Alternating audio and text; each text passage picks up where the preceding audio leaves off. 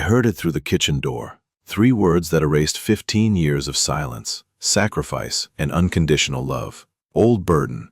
Christina called me. My own daughter-in-law, the woman I'd welcomed into our family, with open arms, and my grandmother's diamond earrings. By the time spring arrived, she was packing boxes in a 2-bedroom rental on the wrong side of Portland. And that was just the beginning of what I had planned. Before we continue, please subscribe to the channel and let me know in the comments where you're listening from today. I need to take you back to understand how we got here. Back to when I still believed that love was enough, that family meant loyalty, and that the people you sacrificed for would remember it when it mattered. My name is Margaret Chen, and for 68 years, I lived by one simple rule. Family comes first. Always. No exceptions. It was the rule my mother taught me in our tiny apartment in San Francisco's Chinatown, the rule I carried through 41 years of marriage to my husband David, and the rule I thought I'd passed on to my only son, Thomas. I was wrong about that last part. But in the beginning, everything seemed perfect. Or perfect enough that I could ignore the cracks forming beneath the surface. Thomas met Christina in 2009, during his second year of law school at Lewis & Clark. She was finishing her MBA at Portland State, all sharp suits and sharper ambitions. I remember the first time he brought her home to our house in Lake Oswego, the one David and I had spent 30 years paying off, the one with the rose garden I'd planted when Thomas was still in diapers. "Mom, this is Christina," Thomas had said, his eyes bright with that particular kind of hope only new love can bring. "She's the one."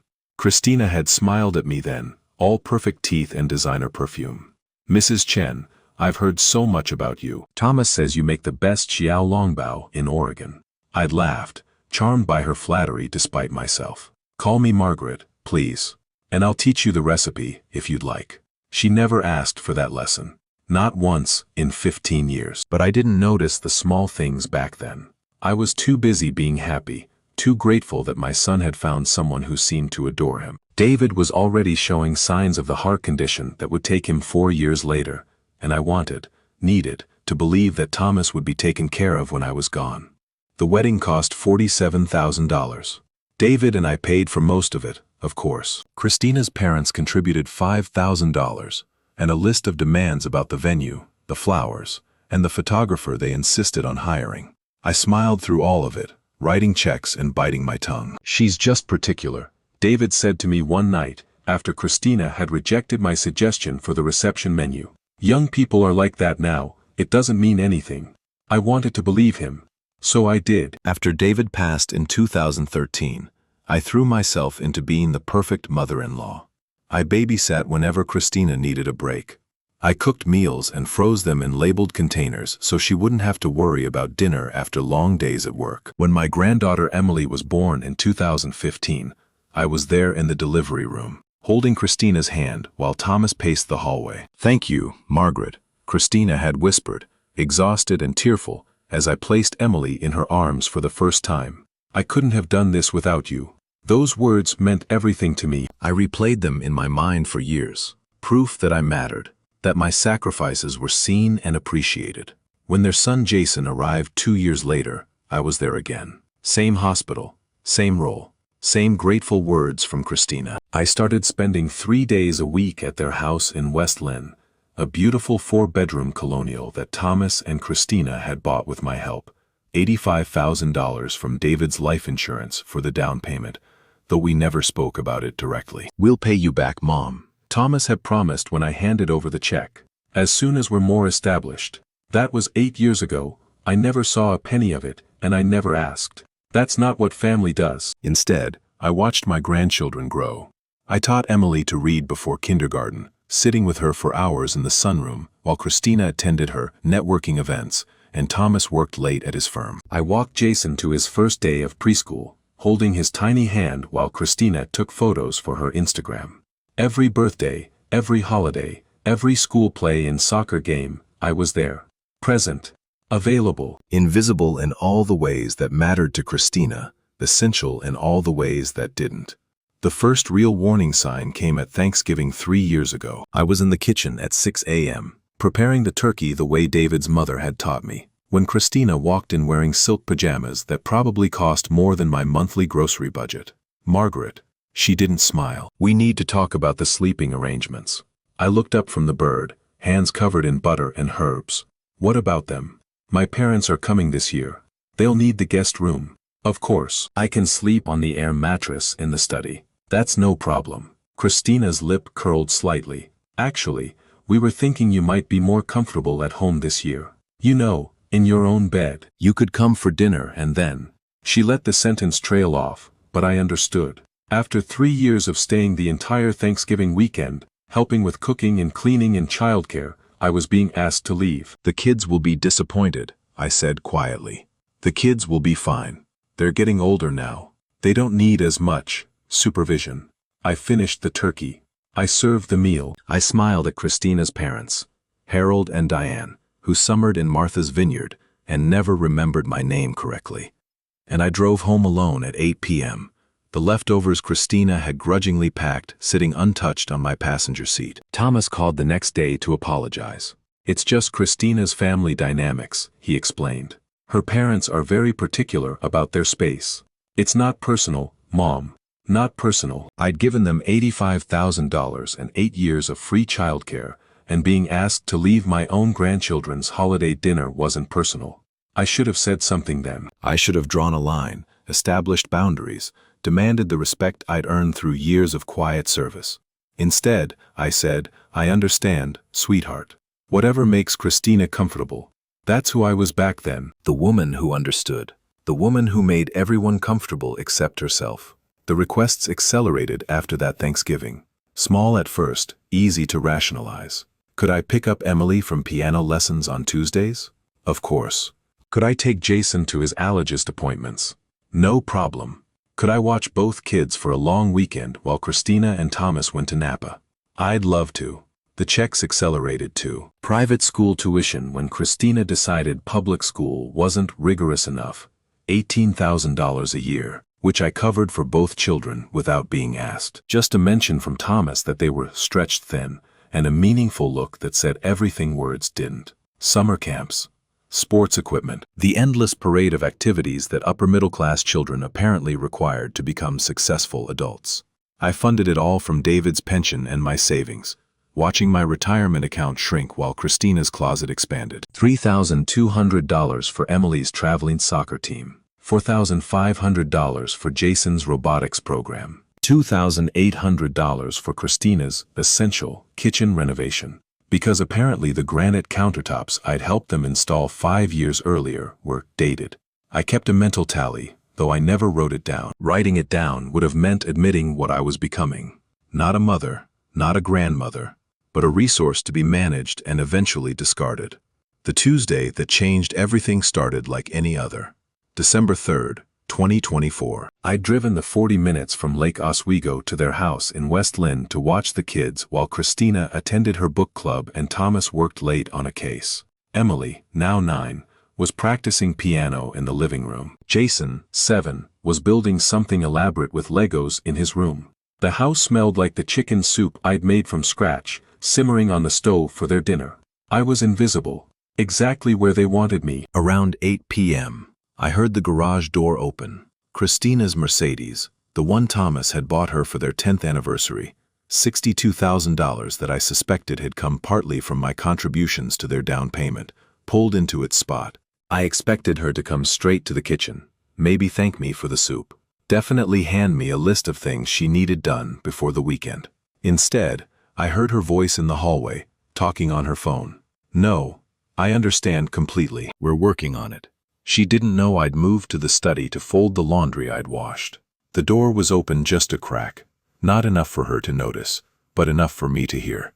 It's just becoming impossible, Christina continued, her heels clicking against the hardwood floors I'd helped them refinance to install. She's here constantly.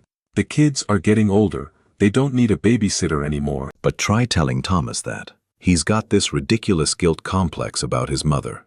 A pause. I could hear the faint murmur of whoever she was talking to, probably her mother, Diane, who had never bothered to hide her disdain for me. I know, Mom. I know. We've talked about assisted living, but Thomas won't even consider it.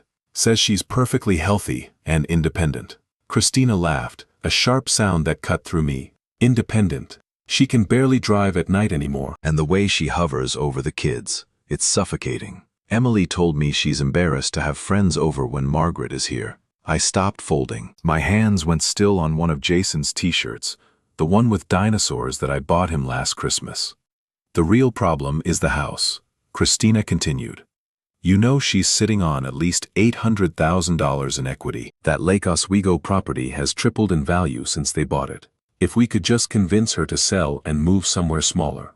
There it was. The real conversation beneath all the polite smiles and their kisses. Honestly, Mom, she's become an old burden. I've told Thomas we need to set better boundaries, but he's too soft. His father was the same way, just letting people take advantage of him until the day he died. My husband, the man who had worked 60-hour weeks for 40 years to give our son everything. The man who had treated Christina like a daughter from the moment Thomas brought her home. An old burden, just like me. We're having the conversation this weekend, Christina said, and I could hear her moving toward the kitchen. I've already talked to a realtor about her property. Once she agrees to sell, we can move her into one of those senior communities in Gresham. Affordable, close enough that Thomas can visit when he feels guilty. Far enough that she won't be underfoot constantly.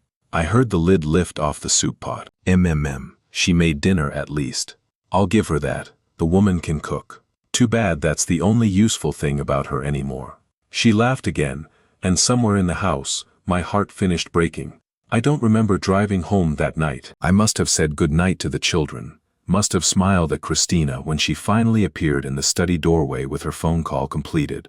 Must have driven 40 minutes through December darkness without wrapping my car around a tree. But I don't remember any of it. What I remember is standing in my kitchen at 11 p.m., looking at the house David and I had built together. The photographs on the walls.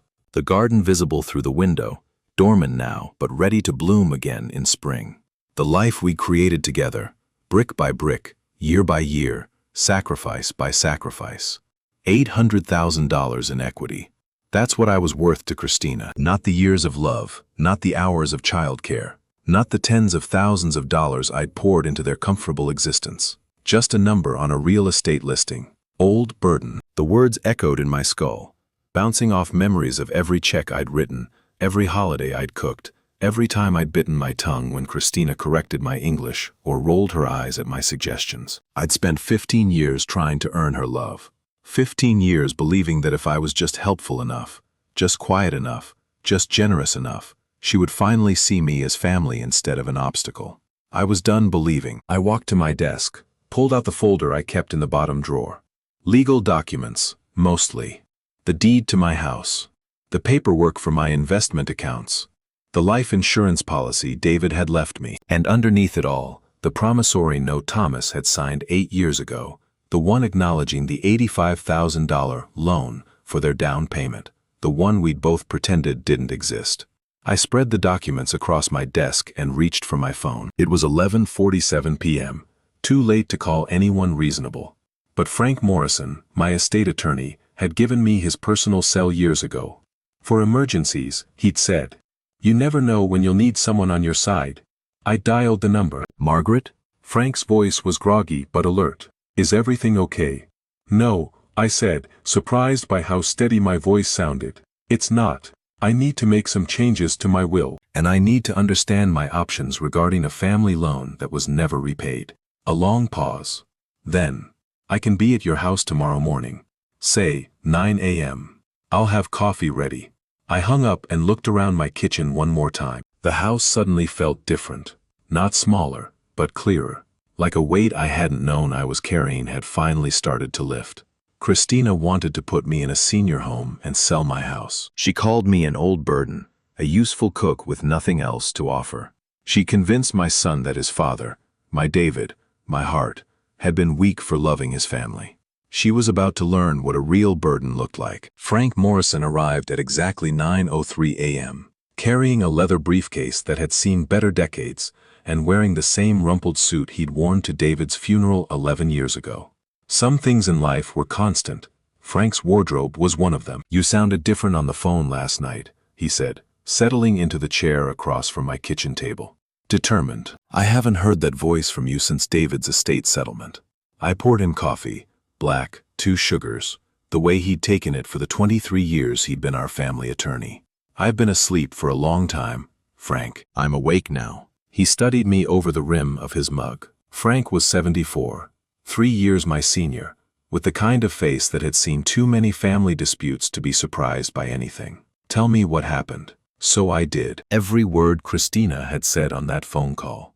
Every dismissive comment I'd swallowed over 15 years. Every check I'd written, every holiday I'd been excluded from, every small humiliation I'd absorbed because I thought that's what good mothers did. Frank listened without interrupting, his pen moving steadily across a yellow legal pad. When I finished, he set down the pen and rubbed his eyes.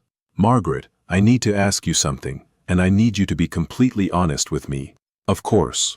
How much money have you given them? Total." Not just the down payment, everything. I'd been dreading this question, not because I didn't know the answer, but because saying it out loud would make it real, would make me a fool instead of just a generous mother. "I'm not entirely sure," I admitted. "I never kept careful records. It felt transactional, like I was buying their love instead of giving it freely." Frank nodded slowly. "That's exactly what we need to figure out. Do you have bank statements? Credit card records? Any documentation at all?" "Everything's in my filing cabinet." David always insisted on keeping 7 years of records. "Good man, David." Frank stood, brushing crumbs from his suit that had probably been there since Tuesday. "Let's go look." 3 hours later, my dining room table had disappeared beneath a paper avalanche of financial records. Bank statements, credit card bills, canceled checks, the archaeological evidence of my own exploitation, layer by layer, year by year. Frank had brought his reading glasses, a calculator, and the grim expression of a man who'd seen this before. "Let's start with what we can verify," he said. "The down payment loan. You have the promissory note." I slid the document across the table. Thomas's signature at the bottom, dated March 15, 2016. $85,000, to be repaid within 5 years at 0% interest. "That's 8 years ago," Frank observed. "Any payments?" "None." He wrote something on his legal pad. Interest, if we'd charged market rate, would be approximately $34,000 by now. But let's set that aside for the moment. What else? We went through everything. Every transfer, every check, every credit card charge that had gone toward their lifestyle instead of mine. The numbers added up faster than I expected. Faster than I wanted. Private school tuition, $18,000 per year times 4 years. $72,000. Summer camps and activities, approximately $8,500 per year times 6 years. $51,000. The kitchen renovation Christina had insisted was essential. $2,800. The new roof after the storm in 2019. $12,400. Furniture for the guest room that was always occupied by Christina's parents. $4,200. Dental work for Emily that their insurance didn't cover. $3,800. Thomas's Bar Association dues for 3 years when they were tight. $2,100. The anniversary trip to Hawaii that they couldn't afford to miss. $6,500. And on. And on.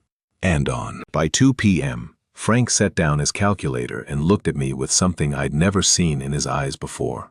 Pity, maybe, or anger on my behalf. "Margaret, the total, not counting the down payment loan, is $187,643.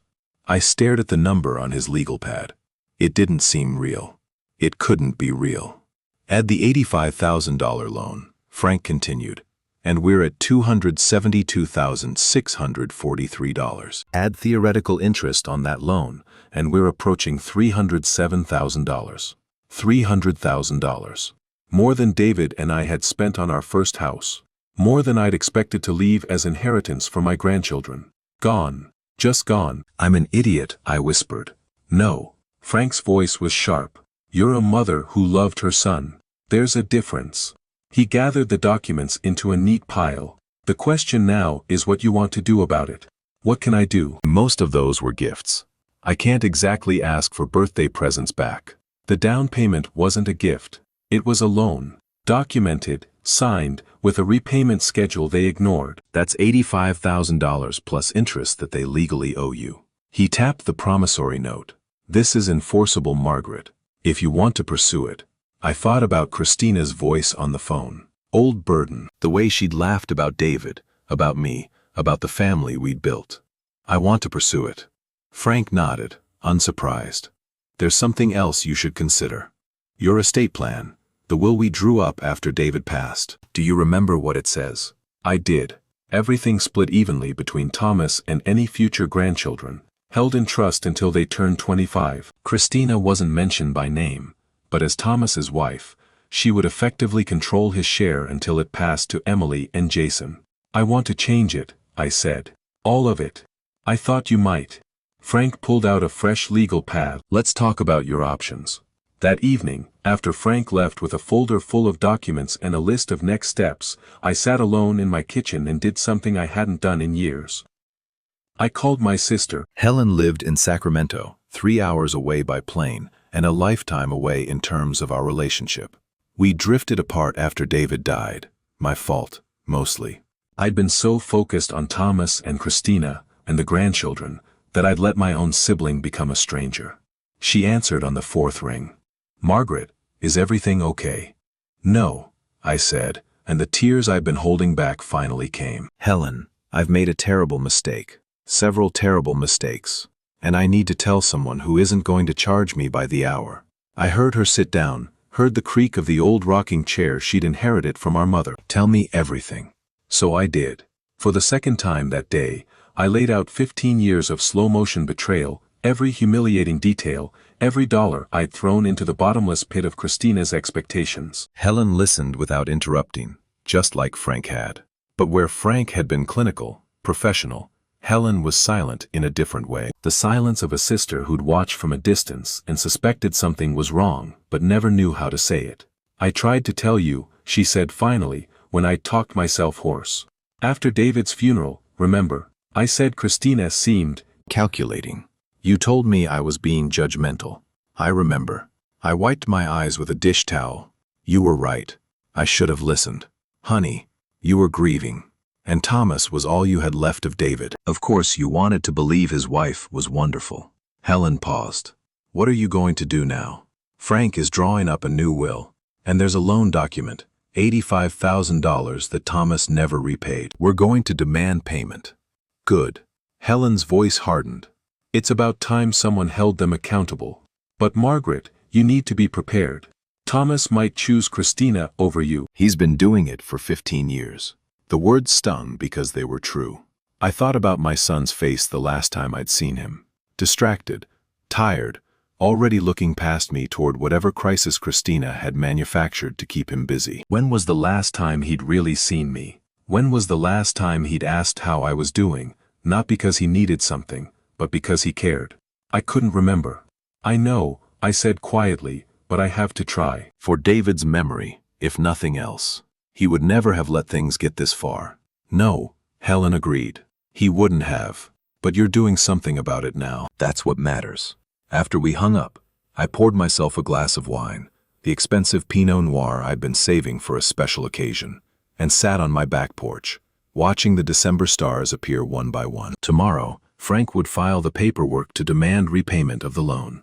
Tomorrow, everything would start to unravel. But tonight, for the first time in 15 years, I felt something that might have been hope. The certified letter arrived at Thomas and Christina's house on December 10th, exactly 1 week after I'd overheard Christina's phone call. I know this because Thomas called me 43 minutes later, his voice a mixture of confusion and barely concealed panic. Mom, what is this? I just got home and Christina is hysterical. She's saying you're suing us. I was calm, calmer than I'd ever been in my life. I'm not suing you, Thomas. I'm requesting repayment of a loan. The $85,000 I gave you for your down payment in 2016. The promissory note you signed said 5 years. It's been 8. A long silence. I could hear Christina's voice in the background, sharp and demanding, but I couldn't make out the words. Mom, we always thought of that as a gift. A family thing. A gift doesn't require a signed promissory note with a repayment schedule. You knew it was a loan when you signed it. You just assumed I'd never ask for it back. More silence. Then, where is this coming from? Did someone put you up to this? You know we can't afford. Can't afford. I cut him off, surprised by the steel in my own voice.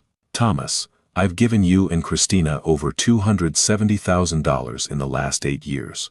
That's not counting the loan. That's tuition, renovations, vacations, furniture, dental work, everything you conveniently forgot to mention when you decided I was a burden who needed to be shipped off to a nursing home. The silence on the other end of the line was different. Now. Guilty. Exposed. What are you talking about? Who said anything about a nursing home? Christina did. Last Tuesday evening, when she was on the phone with her mother. She didn't realize I was in the study. I heard everything, Thomas. Every word. I heard him exhale slowly. Mom, whatever Christina said, I'm sure she didn't mean. She called me an old burden. She said David let people take advantage of him until the day he died. She talked about selling my house and putting me somewhere affordable, in Gresham, so I wouldn't be underfoot. My voice cracked slightly, but I pushed through. Is that how you see me too, Thomas? As a burden? As a source of funding that's outlived its usefulness? No. Mom, no. I would never. Then why didn't you stand up for me? In 15 years, you've never once told Christina to treat me with respect. You've never questioned why I was excluded from holidays, or why I was good enough to babysit but not good enough to stay for dinner. You just let it happen. The silence stretched so long I thought he'd hung up. I don't know, he said finally, his voice small.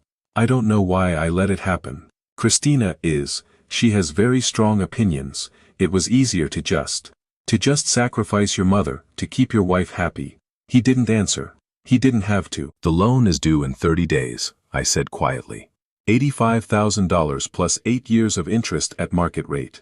My attorney calculated it at approximately $119,000 total. You can pay it in full or work out a payment plan, but either way, this isn't negotiable anymore.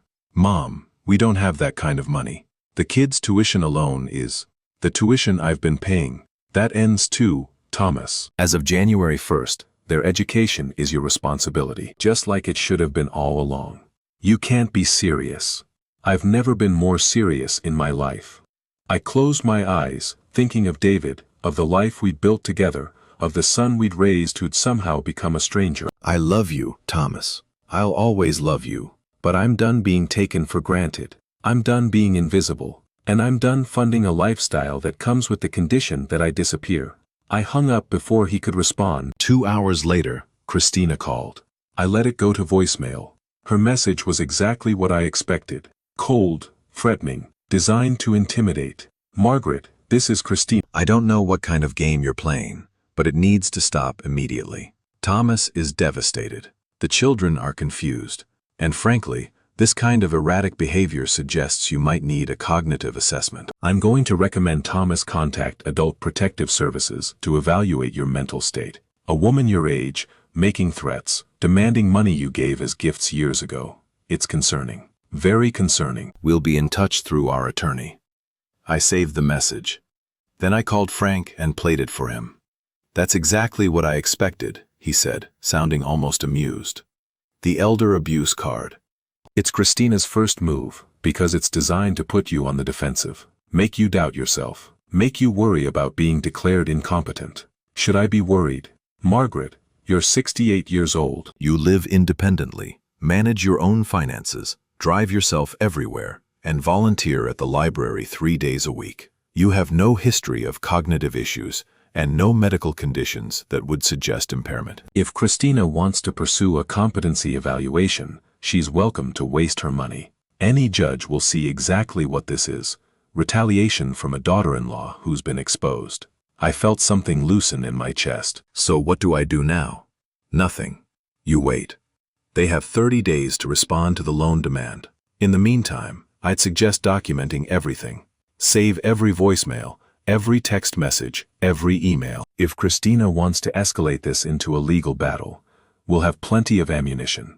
After we hung up, I sat at my desk and opened a new document on my computer. At the top, I typed, Documentation of Events.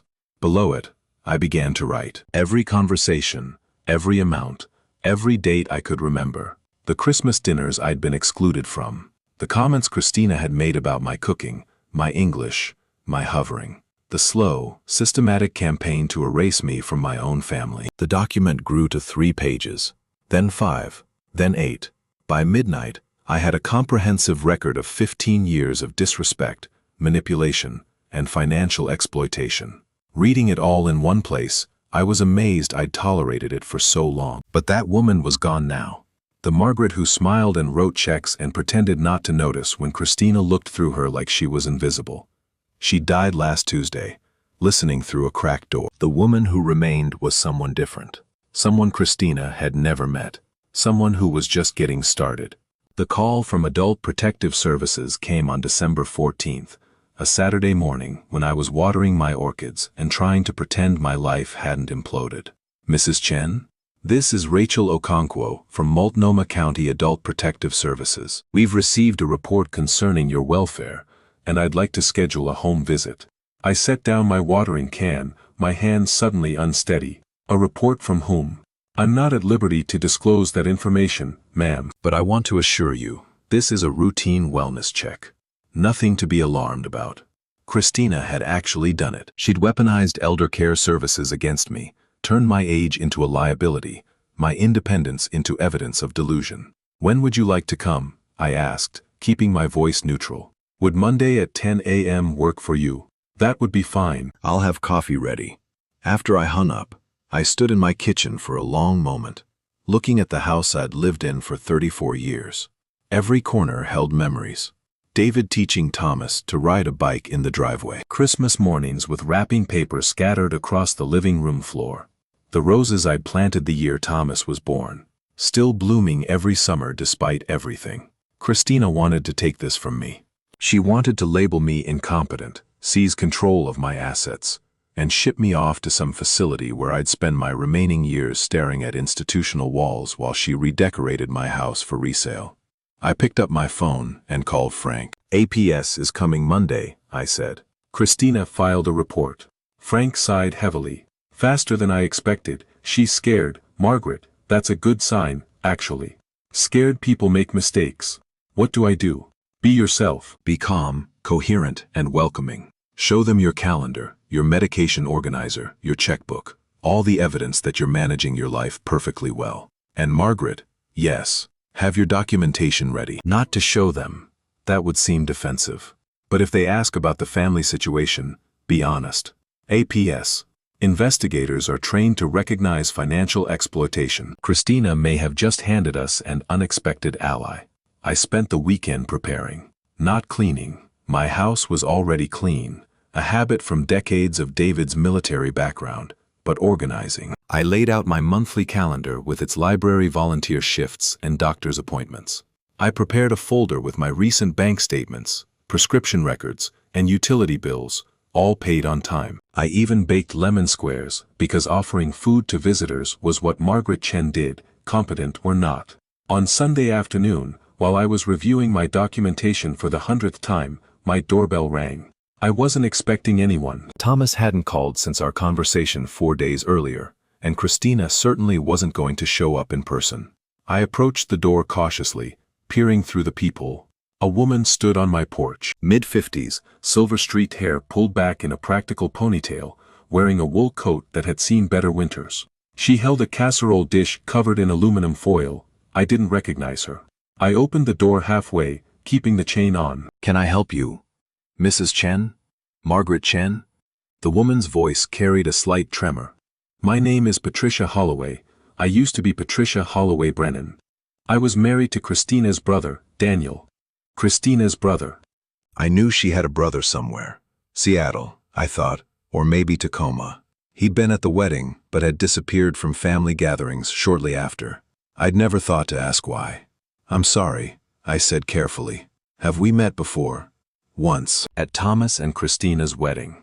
You probably don't remember. There were so many people. Patricia shifted the casserole dish. I know this is strange, me showing up out of nowhere. But I heard about what's happening, what Christina is doing to you.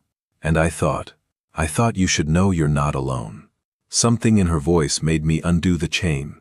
Come in, I said. I just made coffee. Patricia's hands shook as she wrapped them around the mug I'd given her. We sat in my living room, the casserole dish, Tuna noodle, she'd explained, her grandmother's recipe, cooling on my kitchen counter. How did you hear about my situation? I asked. Thomas called Daniel last week. He was panicking, asking for advice about how to handle you. Patricia's lip curled slightly. Daniel told him to side with his wife, of course. That's what Daniel always does. But Daniel's new wife was listening, and she told her sister. And her sister is in my book club. She shrugged. Lake Oswego is a small town, Mrs. Chen. Secrets don't stay secret for long. Call me Margaret. And you said I should know I'm not alone. What did you mean by that? Patricia set down her mug and looked at me directly. Her eyes were tired but fierce. The eyes of a woman who'd survived something and come out stronger. Christina did the same thing to me. To us. Daniel's parents, specifically. When we were married, she orchestrated their entire financial destruction. By the time it was over, they'd lost their house, their savings, and their relationship with their son. They died within 6 months of each other. Broken hearts, both of them. The words hit me like ice water. What do you mean, orchestrated? How? It started small. Suggestions that his parents were getting forgetful, that they shouldn't be managing their own finances. Then she convinced Daniel to get power of attorney. For their protection, she said. Within 2 years, she drained their retirement accounts to fund a business venture that conveniently failed.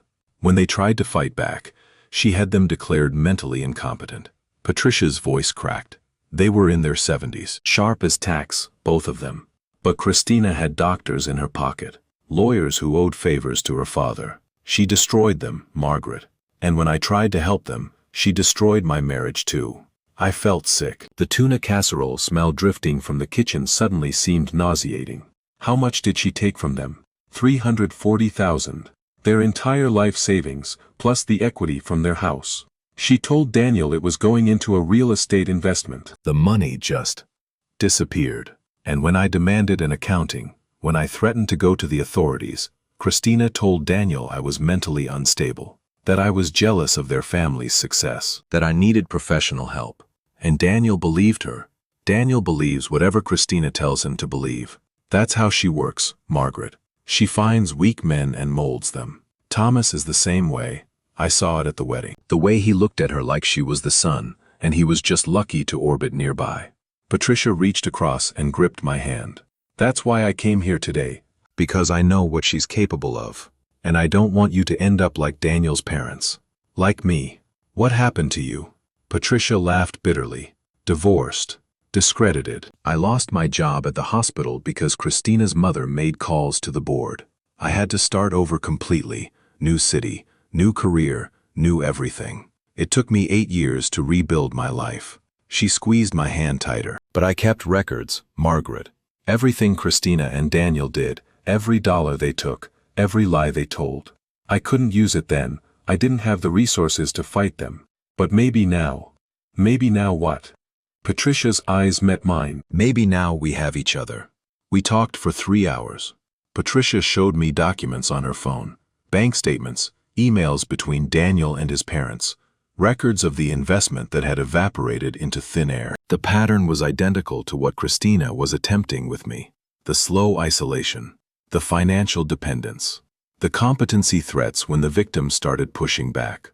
She learned it from her father, Patricia explained. Cody Brennan. He was a real estate developer in the 80s, before the market crashed. Made his fortune buying properties from elderly owners who didn't understand what they were signing. Christina grew up watching him manipulate people. She perfected his techniques. I thought about Christina's parents, Harold and Diane. I'd always called them, though their real names were apparently Cody and Catherine. The same people who summered in Martha's Vineyard and never remembered my name. Why didn't anyone stop them? Because they're careful. They target people who are isolated, who don't have strong family support, who would rather suffer in silence than cause a scene. And by the time the victims realize what's happening, it's too late. The money's gone, the legal protections are in place, and fighting back would cost more than they've already lost. But you're here, I said slowly. You're fighting back now. I'm here because you're different, Margaret. You have resources.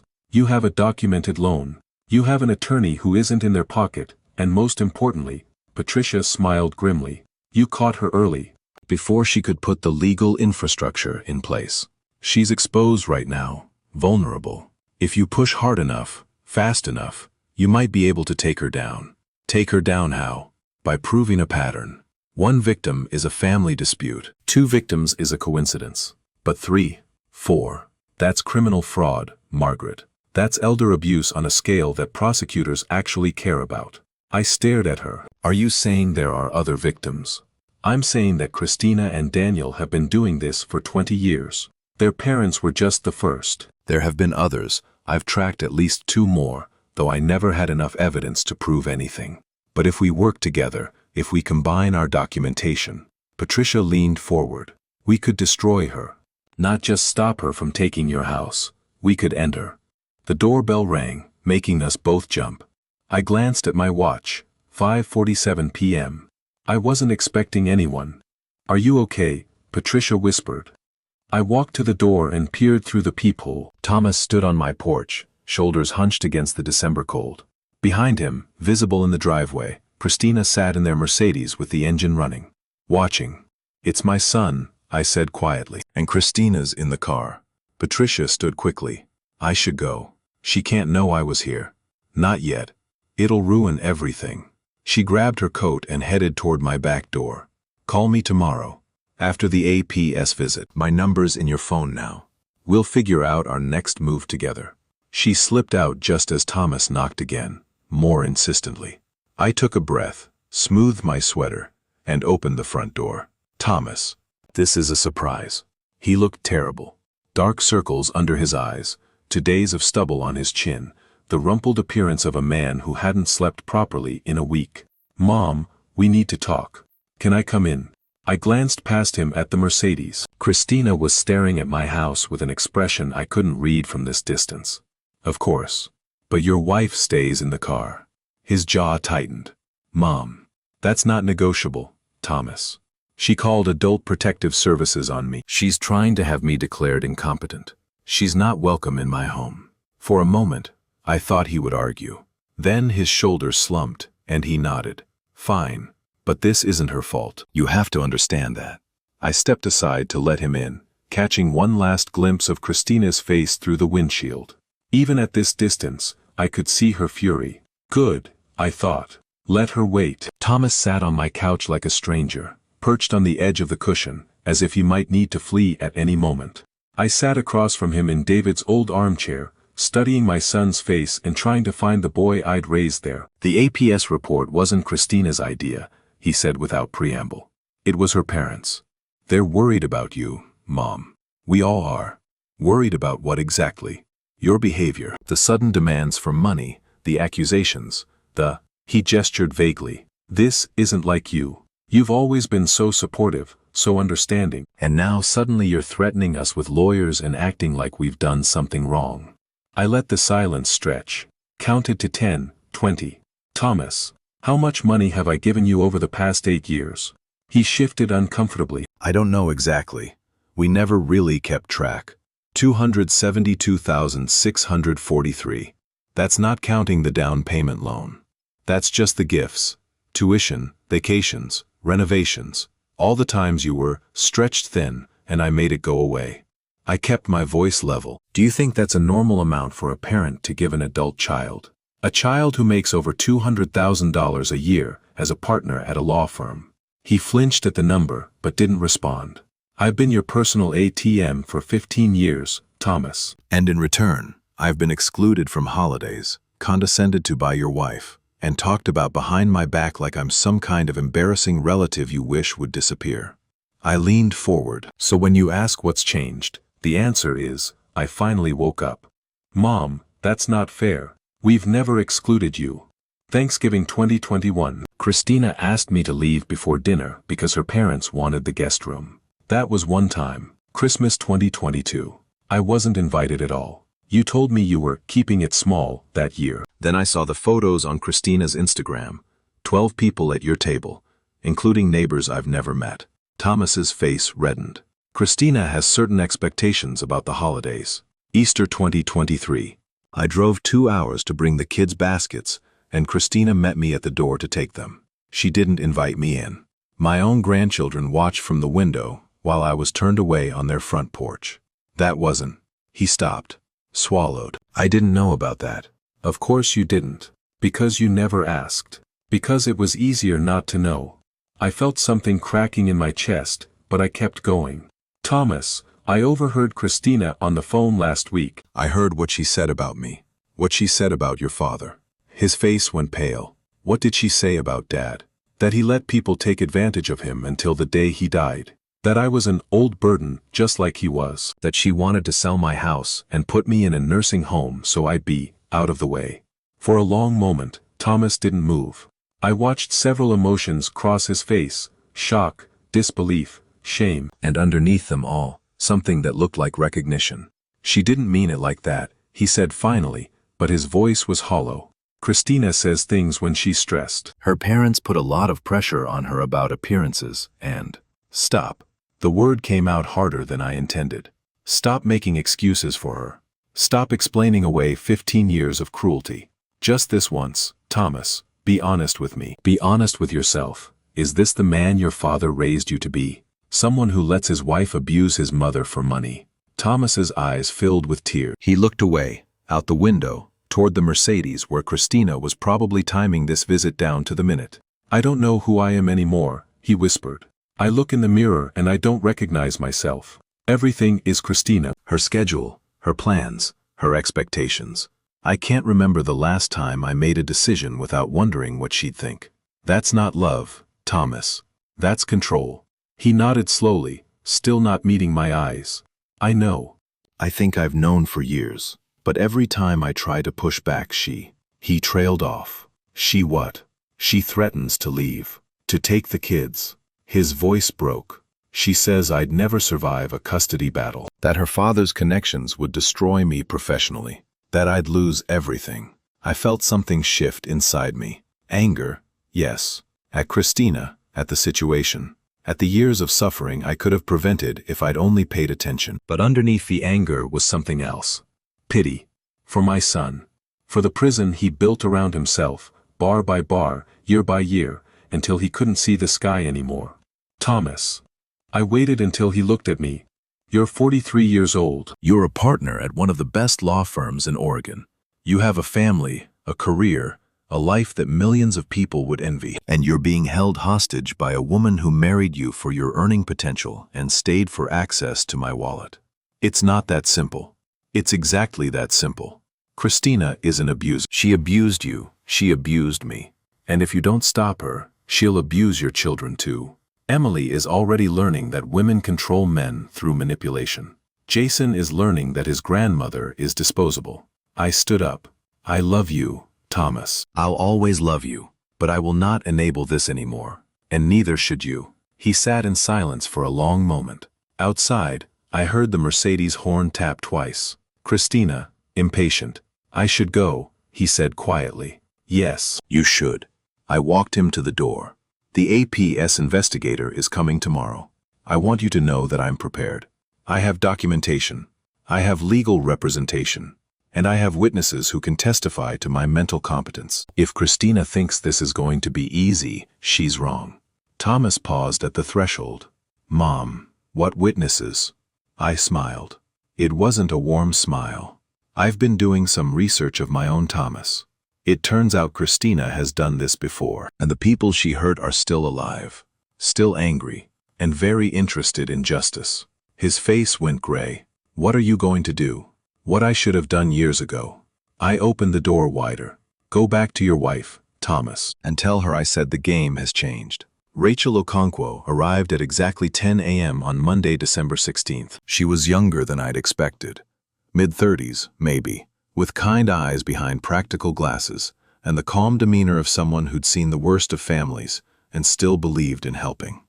Mrs. Chen, thank you for making time for me. She accepted the coffee I offered and settled into the chair across from my kitchen table. I know these visits can feel intrusive, but I want you to know we're here to help, not to judge. I appreciate that. I sat across from her, hands wrapped around my own mug. And I appreciate your honesty. I know why you're here. Rachel's pen paused over her clipboard. You do. My daughter-in-law filed the report, Christina Brennan Chen. She's unhappy because I've asked my son to repay a loan he's owed me for 8 years. I kept my voice matter of fact. She's hoping you'll declare me incompetent so she can take control of my assets. To her credit, Rachel didn't flinch. That's a serious accusation, Mrs. Chen. It's a serious situation. I gestured toward the folder I'd prepared, sitting on the corner of the table. I have documentation, if you'd like to see it. Bank statements, the original loan agreement, records of every dollar I've given them over the past 15 years. I'm not a confused old woman being exploited by strangers. I'm a mother who finally stopped enabling her son's wife's financial abuse. Rachel studied me for a long moment. Then she set down her pen. Mrs. Chen, I'm going to be direct with you. The report we received painted a very different picture. It described erratic behavior, sudden personality changes, unreasonable financial demands, and paranoid accusations against family members. The reporter expressed concern that you might be experiencing early-stage dementia. The reporter being Christina. I can't confirm that, but I can tell you that sitting here now, talking to you, I'm not seeing any of those symptoms. She picked up her pen again. Would you mind if I asked you some standard cognitive assessment questions, just to complete my report? Of course. The questions were simple. What day was it? Who was the current president? Could I count backward from 100 by sevens? Could I remember 3 words she'd told me 5 minutes earlier? I answered each one correctly, watching Rachel's notes accumulate on her clipboard. Now, can you walk me through your daily routine? She asked. I described my week. Monday volunteer shift at the Lake Oswego Library. Tuesday morning Tai Chi class at the community center. Wednesday grocery shopping and errands. Thursday book club with women I'd known for 20 years. Friday dinner with my sister Helen, who'd started flying up from Sacramento twice a month since our conversation. Weekends for gardening, cooking, and the small pleasures of a life I'd built from scratch. Rachel wrote it all down. And you manage your own finances, pay your own bills. I've managed this household's finances since 1987. David, my late husband, handled the investments, but day-to-day expenses were always my responsibility. I smiled slightly. I balanced a checkbook before most people had computers, Ms. Okonkwo. I'm not about to forget how now. What about the loan you mentioned? The one to your son? I slid the folder across the table. It's all documented. $85,000 in March 2016, with a signed promissory note agreeing to repayment within 5 years. They never paid a cent. When I finally asked for what I was owed, my daughter-in-law responded by trying to have me declared mentally unfit. Rachel opened the folder and began reading. I watched her expression shift as she absorbed the numbers, the loan agreement, the years of additional gifts, the staggering total. $272,643, she said quietly. In 8 years. Plus the original loan. And interest. I sipped my coffee. My attorney calculates I'm owed approximately $390,000 if you include everything. I'm not asking for all of it. I just want the loan repaid and for my daughter-in-law to stop pretending I'm senile. Rachel closed the folder and looked at me with an expression I couldn't quite read. Mrs. Chen, I need to ask you something off the record, just between us. All right. Do you believe your daughter-in-law is financially exploiting you? Not in the past tense. Currently. I thought about Patricia's visit, about the pattern she described, about Daniel's parents, stripped of everything they had before they even realized what was happening. I believe she was trying to, I said carefully. I believe she had a plan. Isolate me from my son, gain control of my assets, eventually move me into a facility where I couldn't interfere. But I caught her before she could finish. Now she's scrambling. And your son, Thomas? The question hurt more than I expected. Thomas is compromised. He loves his wife, or believes he does. He's afraid of losing his children if he stands up to her. Christina has spent 15 years convincing him that her judgment is better than his. I set down my mug. I don't know if I can save Thomas, Ms. Okonkwo, but I'm not going to let Christina destroy me while I try. Rachel was quiet for a long moment. Then she stood, gathering her clipboard and bag. Mrs. Chen, based on my assessment, I have no concerns about your cognitive function or decision-making capacity. I'll be closing this case as unfounded. She paused at the door. But I'm also going to flag it in our system. If your daughter-in-law files another report, or if anyone else in your family contacts us with similar concerns, we'll have a record of today's visit. It may help protect you down the line. Thank you, One more thing. Rachel reached into her bag and pulled out a business card. This is the number for our Elder Financial Abuse Hotline. If you decide you want to pursue formal action against your daughter-in-law, not just the loan, but the pattern of behavior you've described, they can help you navigate the process. I took the card, looked at it. Elder Financial Abuse Investigation Unit. Have you seen this before? I asked. Families like mine. Rachel's expression was sad. More often than you'd think, Mrs. Chen. The worst abusers aren't strangers. They're the people who are supposed to love us. After she left, I sat at my kitchen table for a long time, holding her business card and staring at the phone number. Patricia's words echoed in my head. 1 victim is a family dispute. 2 victims is a coincidence. 3 is criminal fraud. I picked up my phone and called Patricia. How did it go? She asked immediately. I passed. Case closed as unfounded. Thank God. I heard her exhale. So what's the next step? I looked at the business card again. Then at the folder full of documentation still sitting on my table. Then at the photograph of David on my mantle, smiling at me from a time when our biggest worry was whether Thomas would make the varsity baseball team. You said there were other victims, I said slowly. 2 more, besides Daniel's parents. Do you know their names? I know where to find them. Patricia's voice sharpened with anticipation. Why? Are you thinking what I'm thinking? I'm thinking Christina has been doing this for 20 years. I'm thinking she's probably stolen millions of dollars from vulnerable people. And I'm thinking, I took a breath, that it's time someone stopped her. Margaret, Patricia's voice was fierce now, triumphant. Welcome to the fight. We met that evening at a coffee shop in Tigard, neutral territory halfway between our homes. Patricia brought a laptop and a folder of her own, thicker than mine, weathered from years of frustrated investigation. I've been tracking Christina and Daniel since my divorce in 2016, she explained, spreading documents across the small table. At first it was just anger. I wanted to prove what they'd done to Daniel's parents, even if no one would listen. But the more I dug, the more I found. She turned the laptop toward me. On the screen was a spreadsheet with names, dates, and dollar amounts. Victim 1, Harold and Vera Brennan. Daniel's parents, $340,000 between 2008 and 2014. Harold died of a heart attack 6 months after they lost their house. Vera followed him 3 months later. The official cause was pneumonia, but everyone who knew her said she just gave up. I studied the faces in the photograph Patricia showed me. An older couple, smiling at what looked like a birthday party. They could have been David and me. Victim 2, Eleanor Marsh. Patricia scrolled to another entry. She was Christina's great-aunt on her mother's side. Widowed, no children, living in a nice condo in Bend. Christina volunteered to help manage her affairs after Eleanor had a minor stroke in 2017. By 2019, the condo was sold. Eleanor was in a memory care facility, and $187,000 had been transferred to accounts controlled by Christina. Is Eleanor still alive? Barely. She's 89 now, nonverbal, no family left to advocate for her. The facility says she has no visitors. Patricia's jaw tightened. Christina took everything she had and left her to die alone. And the third victim, Patricia hesitated. This one is less certain. I have circumstantial evidence, but nothing documented. She pulled up another file. Robert Chen, Thomas's father. The name hit me like a physical blow. David? You think Christina did something to David? I think it's worth investigating. Patricia spoke carefully, watching my face.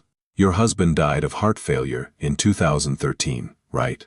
About a year after Thomas and Christina got married. Yes. He'd had heart problems for years. It wasn't unexpected. But the timing is interesting. According to the financial records I've been able to piece together, Christina started positioning herself within your family almost immediately after the wedding. By the time David died, she'd already convinced Thomas to add her to several accounts. And the life insurance policy, the one you use for their down payment, who was the original beneficiary? I tried to remember. It had been 11 years. The grief had been so overwhelming that I barely paid attention to the paperwork Frank had handled. Thomas was the beneficiary. David changed it when Thomas was born. And after David died, who suggested using that money for the down payment? I opened my mouth to answer, then stopped. Christina. Christina had suggested it. At the time, I'd thought she was being practical, helping Thomas through his grief by focusing on the future. Now, you think she planned this from the beginning? I whispered.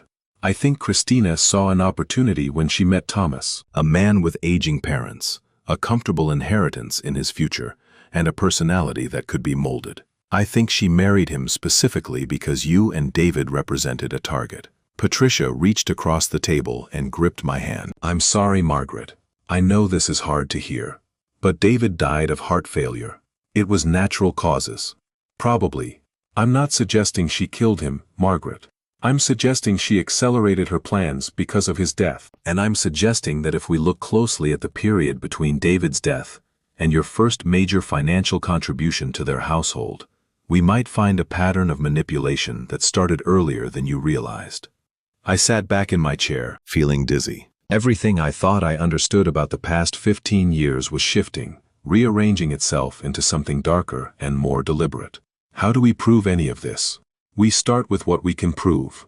The Brennan case, Eleanor Marsh. Your loan and the documented financial abuse.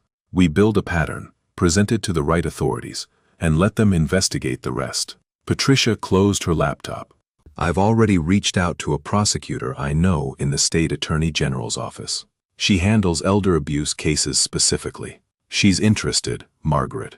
Very interested. When can we meet with her? She suggested January 3rd, after the holidays. That gives us 2 weeks to organize everything, gather additional documentation, and prepare our case. Patricia smiled grimly. It also gives Christina 2 weeks to panic. The more desperate she gets, the more mistakes she'll make. I nodded slowly, my mind still reeling from the implications. David, my David. Had Christina been circling our family even then? Calculating the value of our assets, the vulnerability of our love. What do we do until then? We wait, we watch, and we make sure Christina doesn't know what's coming. Patricia gathered her documents. She's going to try something else, Margaret. The APS report failed, so she'll escalate. That's what predators do when they're cornered. What kind of escalation? I don't know yet, but whatever it is, we need to be ready. I didn't have to wait long to find out. 2 days later, on December 18th, I received a letter from the law firm of Patterson, Drake and Associates. The return address was in Seattle, Christina's family's territory, not Portland's. My hands trembled slightly as I opened the envelope. Dear Mrs. Chen, this firm represents Harold and Catherine Brennan in the matter of Chen Family Trust estate planning concerns. We have been informed of your recent erratic behavior regarding financial demands made against Thomas Chen and Christina Brennan Chen, including unfounded claims of loan repayment and inappropriate contact with adult protective services. Our clients are deeply concerned about your mental and emotional well-being. They have authorized us to request a formal meeting to discuss the future of Chen family assets, including your primary residence, with a view toward establishing appropriate protective measures. Please contact our office within 10 days to schedule this meeting. Failure to respond may result in our clients pursuing legal remedies to ensure the protection of family assets from potential mismanagement. Sincerely, Harrison Drake, Esquire. I read the letter 3 times. Then I called Frank. They're trying to get ahead of us, he said after I read him the contents. This is Christina's play. Get her parents' lawyers involved. Create a paper trail suggesting you're the aggressor. Position themselves as concerned family members trying to protect you from yourself.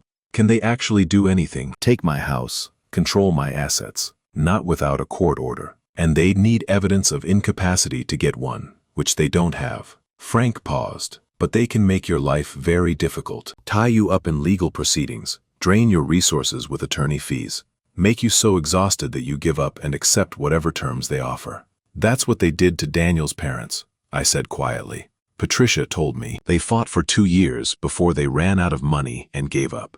Patricia Holloway, the ex-sister-in-law. Frank's voice sharpened. You've been in contact with her. She found me. She has documentation going back years. Other victims, the same pattern. Frank, this isn't just about my loan anymore. Christina has been doing this to people for decades. A long silence on the other end of the line. Margaret, if what you're telling me is true, this is much bigger than a civil dispute over a promissory note. This is criminal fraud. Elder abuse at scale. The kind of thing that puts people in prison. I know. And you're sure you want to pursue it? Because once we go down this road, there's no turning back. Christina will fight with everything she has. Her family has resources, connections, lawyers who specialize in making problems disappear. This could get very ugly very fast. I looked at the letter in my hand, at the photograph of David on my mantel, at the house we built together, the life we'd shared, the son we'd raised who'd somehow become a stranger. David wouldn't have backed down, I said. He would have fought for what was right, no matter the cost. David was a good man, Frank agreed. But David also had you beside him. You're alone in this, Margaret. No. I thought of Patricia, of Helen, of Rachel Okonkwo and her business card for the elder abuse hotline. I'm not alone. Not anymore. Then we fight. Frank's voice hardened with resolve, but we fight smart. Don't respond to this letter directly. Forward it to me, and I'll handle the legal response.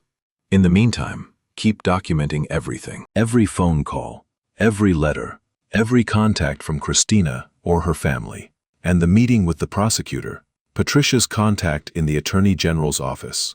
Keep that appointment. Build your case. And Margaret, yes, watch your back. Desperate people do desperate things. And Christina Brennan is about to become very desperate indeed. After I hung up, I sat alone in my living room as the December darkness gathered outside. The Christmas lights on my neighbor's house twinkled through the window, cheerful, oblivious to the war being waged just a few doors away. Somewhere across town, Christina was probably celebrating. She thought her family's lawyers had me cornered, that a few threatening letters would be enough to make me surrender. She had no idea what was coming. I picked up my phone and texted Patricia. Got a letter from Christina's family lawyers. They're trying to scare me. Her response came within minutes. Good. That means they're scared. Keep your head down until January 3rd. We're almost ready. I set down the phone and looked at David's photograph one more time. I'm going to finish this, I told him. For you. For me. For everyone she's hurt.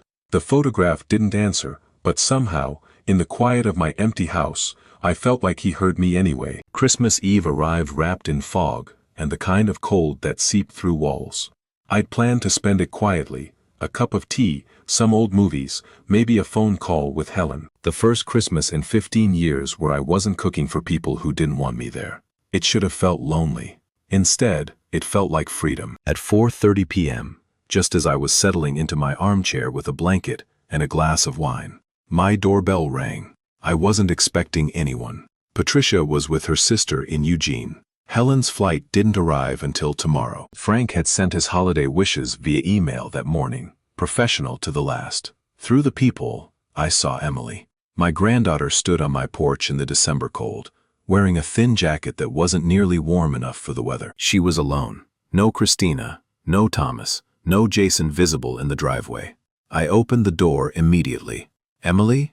Sweetheart, what are you doing here? She looked up at me with eyes that had been crying. 9 years old, and already she carried weight no child should bear. Grandma, her voice cracked. Mom said you hate us now. That you're trying to take our house away. Is it true? The words hit me like a blow to the chest. I crouched down to her level, taking her cold hands in mine. Emily, listen to me. I could never hate you. Never. Do you understand? Then, why won't you come to Christmas dinner? Why is everyone fighting?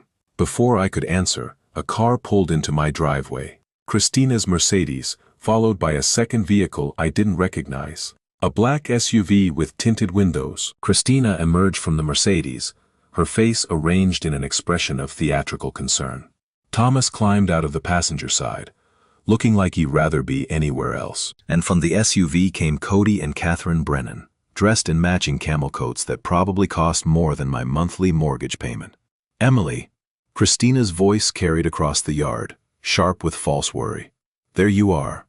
We've been looking everywhere. She strode up the walkway, heels clicking on concrete, and stopped at the edge of my porch. Behind her, the rest of the family assembled like soldiers forming a line. Margaret. Christina's smile didn't reach her eyes. I hope Emily hasn't been bothering you. She's been so confused lately, poor thing. All this family stress has been hard on the children. I stood slowly, positioning myself between Emily and her mother. She's not confused, Christina. She's hurt. There's a difference. Well, Christina's smile tightened. Since we're all here anyway, perhaps we should have that conversation my parents' lawyer requested. Clear the air before the holidays really begin.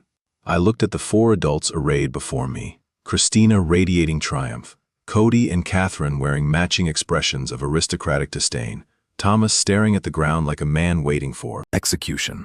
I have nothing to say to you, any of you. That's unfortunate. Cody Brennan stepped forward, his voice carrying the practiced authority of a man used to getting his way. Because we have quite a bit to say to you, Mrs. Chen. And I think you'll want to hear it. Grandma. Emily tugged at my sleeve. What's happening? Go inside, sweetheart. I opened my front door. There's hot chocolate mix in the cabinet next to the stove. Help yourself. Emily hesitated, looking between me and her parents. Then she slipped past me into the house, leaving me alone on the porch with the wolves. Touching, Catherine observed. You've always had a way with children, Margaret. It's a shame you couldn't extend that same warmth to the adults in your family. I extended over $270,000 in warmth, I replied evenly, plus an $85,000 loan that was never repaid. How much warmth would you like, Catherine? Christina's eyes flashed. This is exactly what we're talking about, this obsession with money, this paranoid accounting of every gift, every kindness. It's not healthy behavior, Margaret. A promissory note isn't a gift. It's a legal document. Your husband signed it.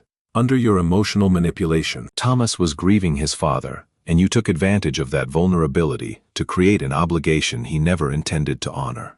I stared at her. The audacity was breathtaking. Christina, I gave you that money because you asked for it. Because Thomas said you needed it. Because I believe that's what family did. And now you're weaponizing it. Cody's voice dripped with condescension. Using financial claims to control your son, to interfere with his marriage, to damage his reputation. It's a classic pattern of elder narcissism, Mrs. Chen. We've consulted with specialists. Specialists. I almost laughed. You mean the lawyers you're using to threaten me? We're trying to help you. Catherine's tone was syrupy, false. We're trying to protect you from your own worst impulses. This path you're on, demanding money, filing complaints, alienating your only child, it leads nowhere good, Margaret. Surely you can see that. I looked at Thomas, who still hadn't spoken or met my eyes. Thomas, is this what you want? For your in-laws to come to my home on Christmas Eve and lecture me about my worst impulses? He flinched but didn't look up. Thomas is united with us on this, Christina said quickly. We've discussed it extensively. He agrees that your recent behavior is concerning and that intervention may be necessary. Intervention. The word tasted bitter. You mean having me declared incompetent, taking control of my assets, Selling my home. We mean ensuring you're properly cared for. Cody's smile was reptilian. You're 68 years old, Margaret, living alone in a house that's far too large for a single person. Wouldn't you be happier somewhere more manageable? Somewhere with staff to look after you. I'm perfectly capable of looking after myself. Are you? Catherine's eyebrow arched. Because Adult Protective Services seems to think otherwise. Adult Protective Services closed your complaint as unfounded. The investigator found nothing wrong with my cognitive function or my living situation. A flicker of irritation crossed Christina's face. That investigator was clearly underqualified. We've already filed an appeal requesting a more thorough evaluation. An appeal that will go nowhere, because there's nothing wrong with me. I stepped forward, and something in my posture made Cody take a half step back. Let me be clear with all of you. I am not senile. I am not confused. I am not a helpless old woman who can be bullied into surrendering her home. I am Margaret Chen, and I have documentation of every dollar your daughter has extracted from this family over the past 15 years. Documentation. Christina's laugh was brittle. You mean the spreadsheet your sister helped you fabricate? The receipts you've been collecting like some kind of obsessive accountant? I mean bank statements, canceled checks, credit card records, the promissory note your husband signed, Everything your family's lawyers will see if this goes to court. I looked at each of them in turn. And it will go to court, Christina, because I'm not the only person you've done this to. The temperature on the porch seemed to drop 10 degrees. What are you talking about? Cody's voice was sharp. Harold and Vera Brennan, your parents, Daniel's parents, $340,000 stolen before they died. Eleanor Marsh, Christina's great aunt. $187,000 plus her condo in Bend. And those are just the victims I know about. I let the words hang in the cold air. How many others are there, Christina? How many families have you destroyed? Christina's face went white. For the first time since I'd known her, she looked genuinely afraid. I don't know what you're talking about. Yes, you do. And so does the prosecutor's office. I smiled, and it wasn't a kind smile. Did you think I'd just roll over? Let you take everything I have without fighting back? Your father taught you to prey on vulnerable people, Christina. But I'm not vulnerable. I'm angry. And I'm very, very patient. This is insane. Cody's composure was cracking. Catherine, we're leaving. There's no reasoning with someone this delusional. Delusional. A new voice cut through the December air. That's interesting. Coming from the man who defrauded his own parents-in-law. We all turned. Patricia Holloway stood at the edge of my driveway, wrapped in a wool coat with a folder clutched under her arm. Behind her was another woman I didn't recognize. Younger, professional, with the bearing of someone who spent her days in courtrooms. Patricia. Christina's voice was barely above a whisper. What are you doing here? I'm supporting my friend Margaret. Patricia walked up the path, stopping just behind me, and introducing her to Sarah Chen. No relation to your family, Margaret, just a coincidence. Sarah is an assistant district attorney specializing in elder financial abuse. The woman beside Patricia nodded professionally. Mrs. laughs. I apologize for the unorthodox introduction. Patricia reached out to my office last week about your case. I'm not officially involved yet, but when she mentioned the Brennans might be visiting you today, I wanted to observe their approach for myself. You have no right, Cody started. I have every right to be on public property, Mr. Brennan. Sarah's voice was calm, authoritative. And I have significant interest in the pattern of behavior your family has exhibited over the past 2 decades. Harold and Vera Brennan. Eleanor Marsh. Now Margaret Chen. That's not coincidence. That's methodology. Catherine grabbed her husband's arm. Cody, we need to leave. Now. Not yet. Sarah pulled out her phone and tapped the screen. I've been recording this conversation since I arrived. Everything your daughter said about intervention, about taking control of Mrs. Chen's assets, about the appeal you filed against the APS finding. It's all documented. It will be very useful when we present our case to the grand jury. Grand jury. The words seemed to suck all the air out of the evening. You're bluffing. Christina's voice shook. You don't have anything. Patricia was a bitter ex-wife with a grudge, and Margaret is a senile old woman who can't tell the difference between a gift and a loan. Am I senile? I asked quietly. Or am I the woman who kept 15 years of financial records because her husband taught her that documentation matters? Am I confused, or am I someone who recognized a predator and decided to fight back? Christina's face contorted with rage. You ungrateful bitch. Everything we did for you, including you and our family, letting you spend time with our children, tolerating your pathetic attempts to stay relevant, and this is how you repay us. Christina. Thomas's voice, finally, Barely audible. Stop. Don't tell me to stop. She's trying to destroy us, Thomas. Your mother is trying to take our home, our children's security, everything we've built. Everything I built. Thomas looked up, and I saw something in his eyes I hadn't seen in years. Clarity. Everything my mother funded. Everything her money paid for, while you convinced me she should be grateful for the privilege. Christina stared at him. Thomas, what are you? I heard you on the phone with your mother last month. I heard what you said about my father. About my mother being an old burden. His voice cracked. I've been trying to convince myself I misheard, that you didn't mean it. But standing here, watching you threaten the woman who raised me. I can't pretend anymore. Thomas. Catherine's voice was sharp. Think about what you're doing. Think about the children. I am thinking about the children. Thomas stepped away from his wife, toward me. I'm thinking about what kind of man they'll see when they look at their father. And I don't want them to see someone who stood by while his mother was destroyed by people who only ever saw her as a source of money. He stopped in front of me, tears streaming down his face. Mom, I'm so sorry. For everything. For the loan. For the way Christina treated you. For every time I chose her comfort over your dignity. I don't expect you to forgive me. But I need you to know. I'm done. I'm done being her weapon against you. I looked at my son, really looked at him. For the first time in years.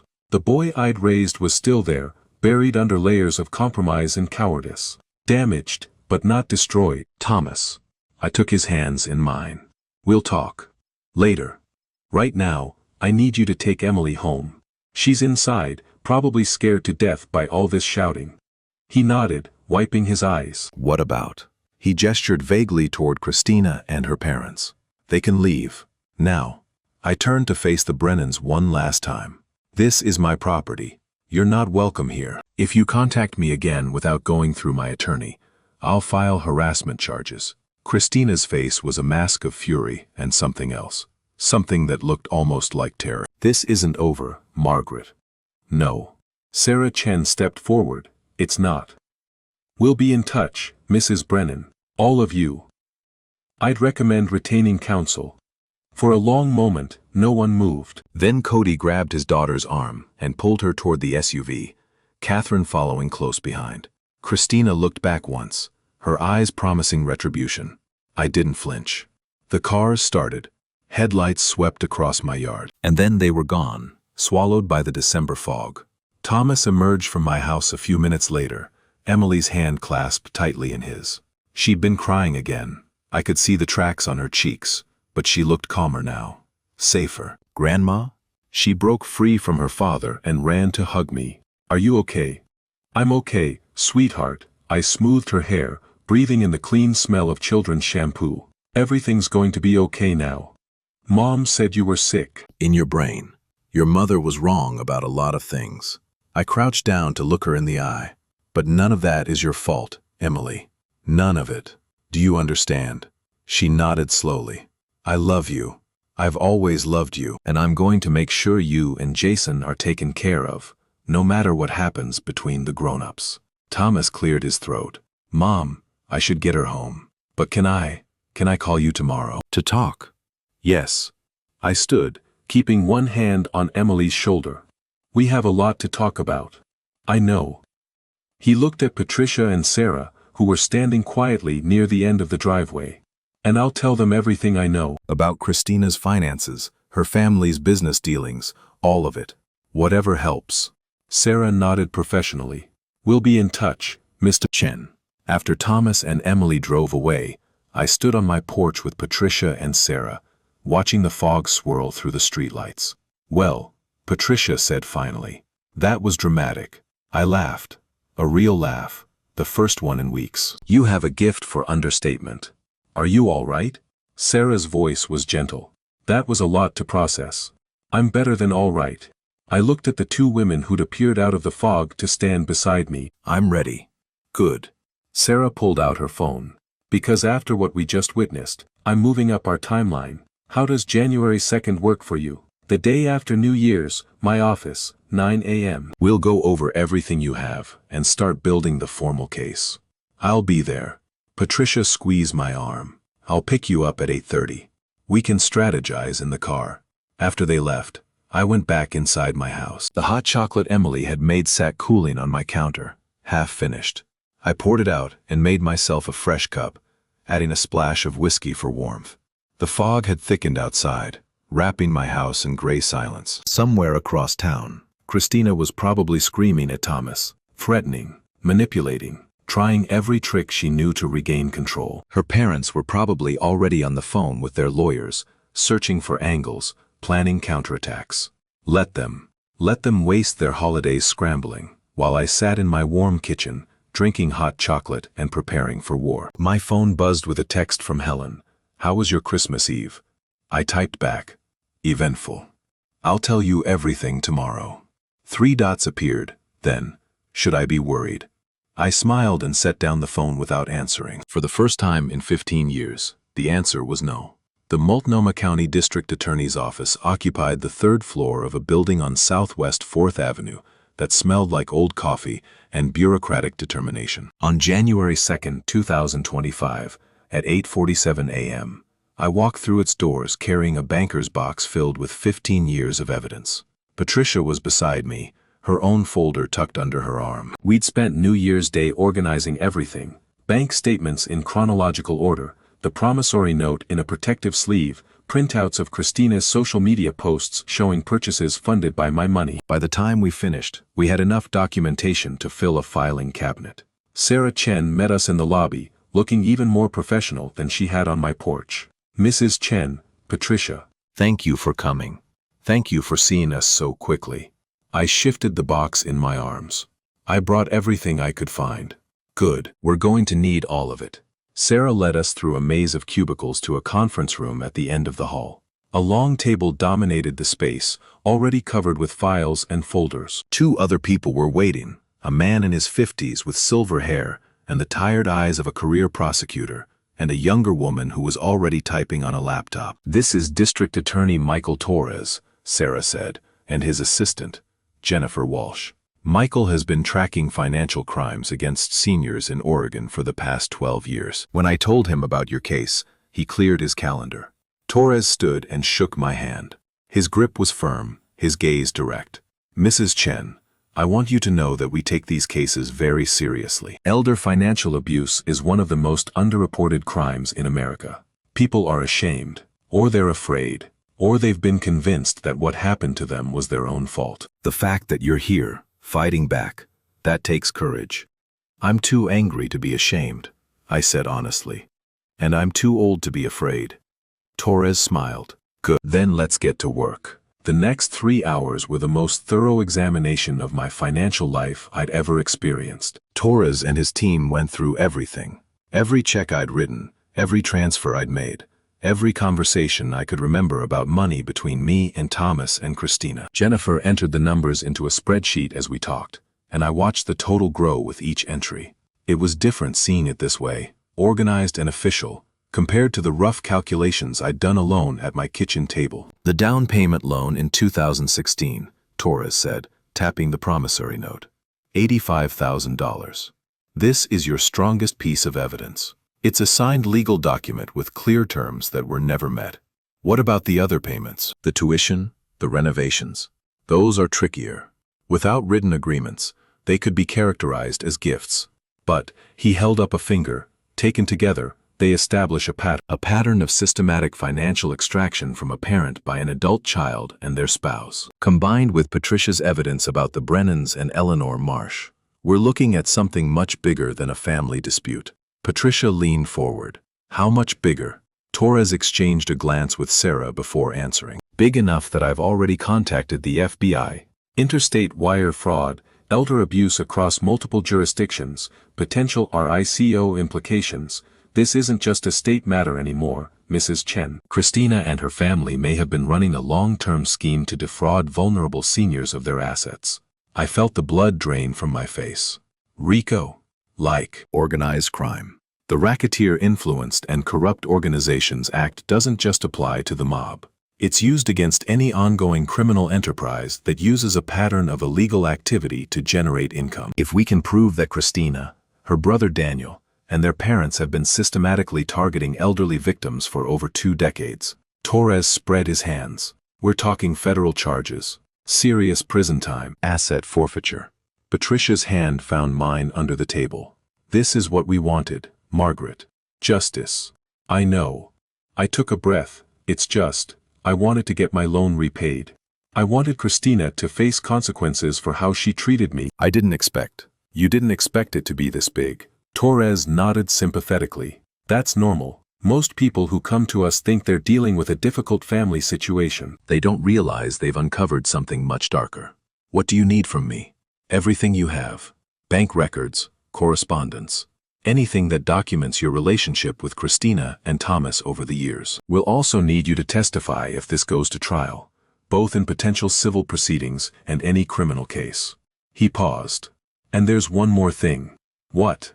Your son Thomas. Based on what you've told us about Christmas Eve, he may be willing to cooperate. If he can provide testimony about Christina's financial activities, her family's business dealings, any conversations he overheard, documents he has access to, it could be crucial to building our case.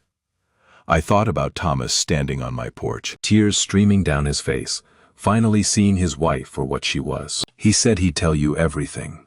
I believe him.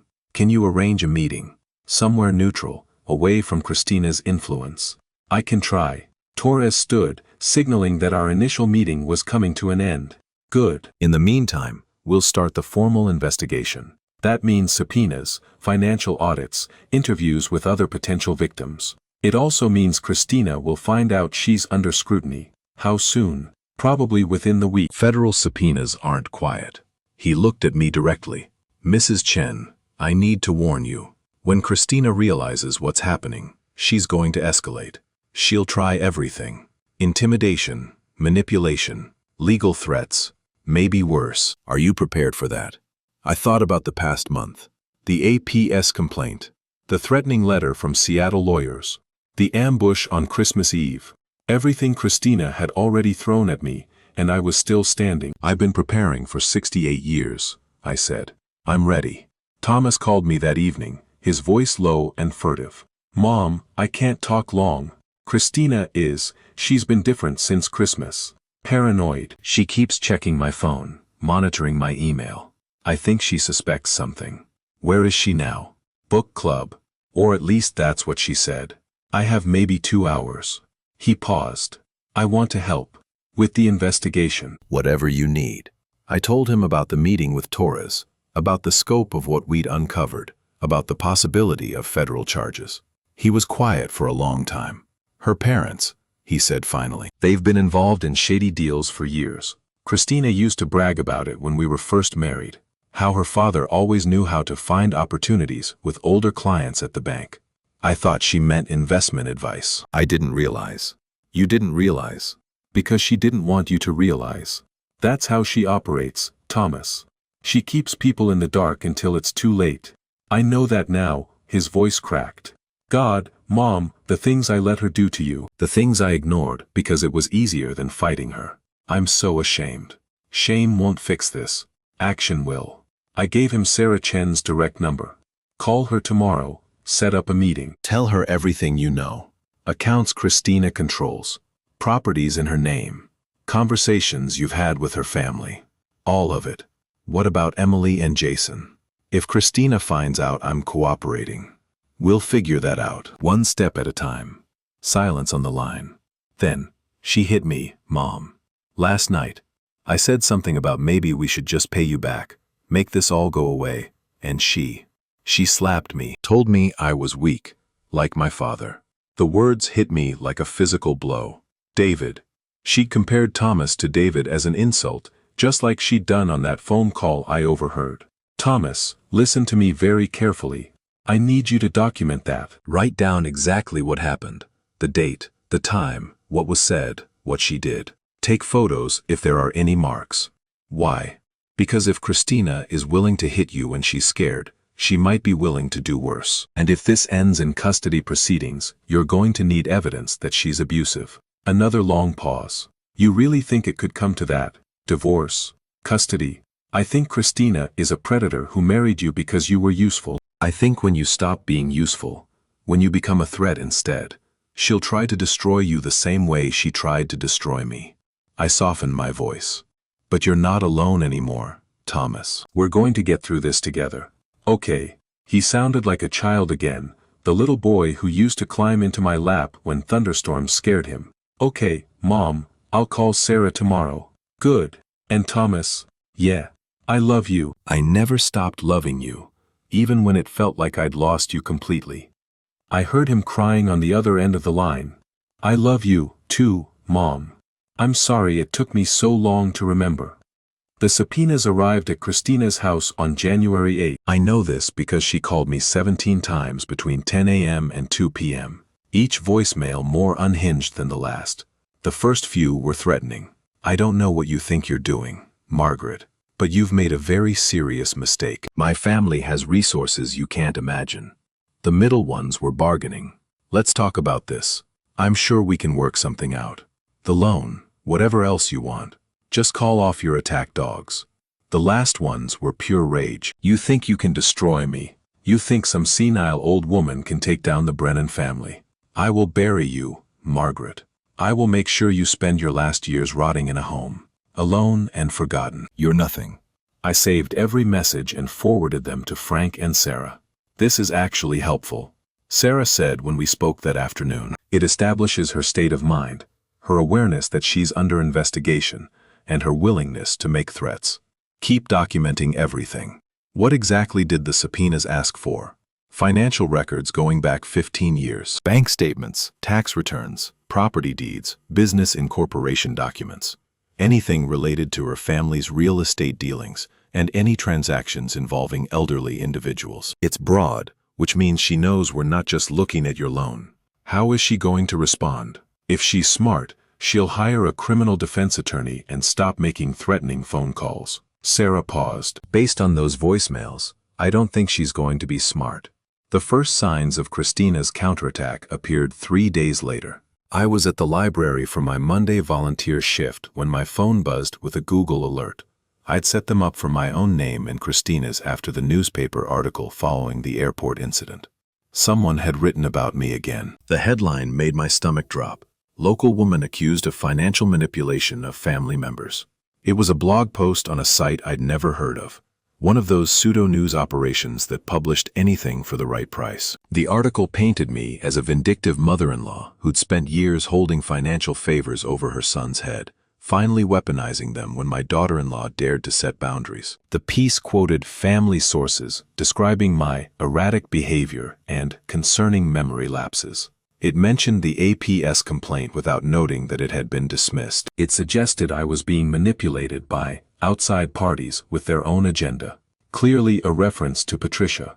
And at the bottom, in language that probably came straight from a lawyer, it encouraged readers to consider whether elderly family members in their own lives might be vulnerable to similar exploitation by third parties seeking financial gain. I read it 3 times, my hands shaking with each pass. Frank called while I was still staring at my phone screen. I saw the blog post. Don't worry, it's clearly defamatory, and we can trace who paid for it. This might actually help our case. Help? They're calling me senile, Frank. They're suggesting I'm being manipulated by Patricia. Exactly. They're attacking you publicly because they're losing privately. People don't spend money planting fake news stories when they're confident of winning in court. He paused. This is desperation, Margaret. Christina is throwing everything she has at the wall, hoping something sticks. What do I do? Nothing yet. Don't respond publicly, don't engage with the blog, don't give them anything they can use. We'll document this as evidence of harassment and potential obstruction. I heard papers rustling on his end. Also, I just got off the phone with Torres. He's accelerating the timeline. The grand jury is convening next week. Grand jury. That fast? Christina's voicemails helped.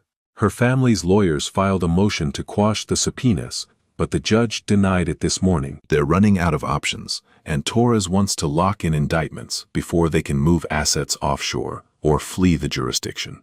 Flee the jurisdiction. The words felt surreal. A month ago, I just wanted my loan repaid. Now we were talking about people fleeing the country to avoid prosecution. What happens next?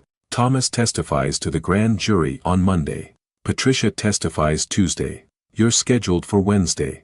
Frank's voice softened. Are you ready for this, Margaret? Testifying in front of a grand jury isn't like having a conversation. There will be attorneys asking pointed questions, trying to find holes in your story. It can be intimidating. I looked around the library, at the books I'd spent years shelving, at the quiet patrons reading in their corners, at the normal Wednesday morning of a life I built from scratch after David died. I've faced worse than attorneys, I said. I faced my daughter-in-law on Christmas Eve and watched her world start to crumble. A few pointed questions won't break me. Good. Frank's voice warmed with something that might have been pride. Then let's finish this. That night, I sat in my kitchen with a cup of tea, reviewing the documents I'd gathered for my testimony. Bank statements, receipts, the timeline Patricia and I had constructed of Christina's crimes spanning 2 decades. It was strange, seeing my life reduced to paper. Every check I'd written for Thomas and Christina, every sacrifice I'd made, every moment of generosity that had been repaid with contempt, all of it reduced to numbers on a spreadsheet. But the numbers told a story, and that story was finally going to be heard. My phone buzzed with a text from Patricia. Ready for next week. I typed back, as ready as I'll ever be. Her response came immediately. We've got this, Margaret. All of us together. Christina doesn't stand a chance.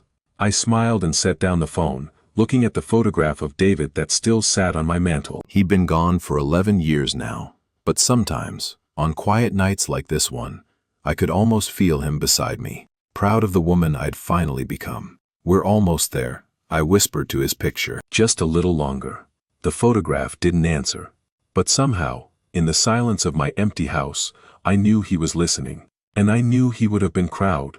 The Multnomah County Courthouse smelled like old wood and anxiety. I sat in the hallway outside the grand jury room on Monday morning, January 13th, watching Thomas pace back and forth across the marble floor. He'd aged a decade in the 2 weeks since Christmas Eve. His suit hung loose on his frame. He'd lost weight, probably from stress and whatever was happening at home with Christina. Dark circles under his eyes suggested he wasn't sleeping. But there was something else there too, something I hadn't seen in years. Resolve. "You're going to be fine," I told him for the 3rd time that morning. "Just tell the truth." That's all they need from you. It's not the testimony I'm worried about. He stopped pacing and looked at me. "Christina moved out yesterday. Took the kids to her parents' house in Seattle." My heart clenched. Emily and Jason. She just took them.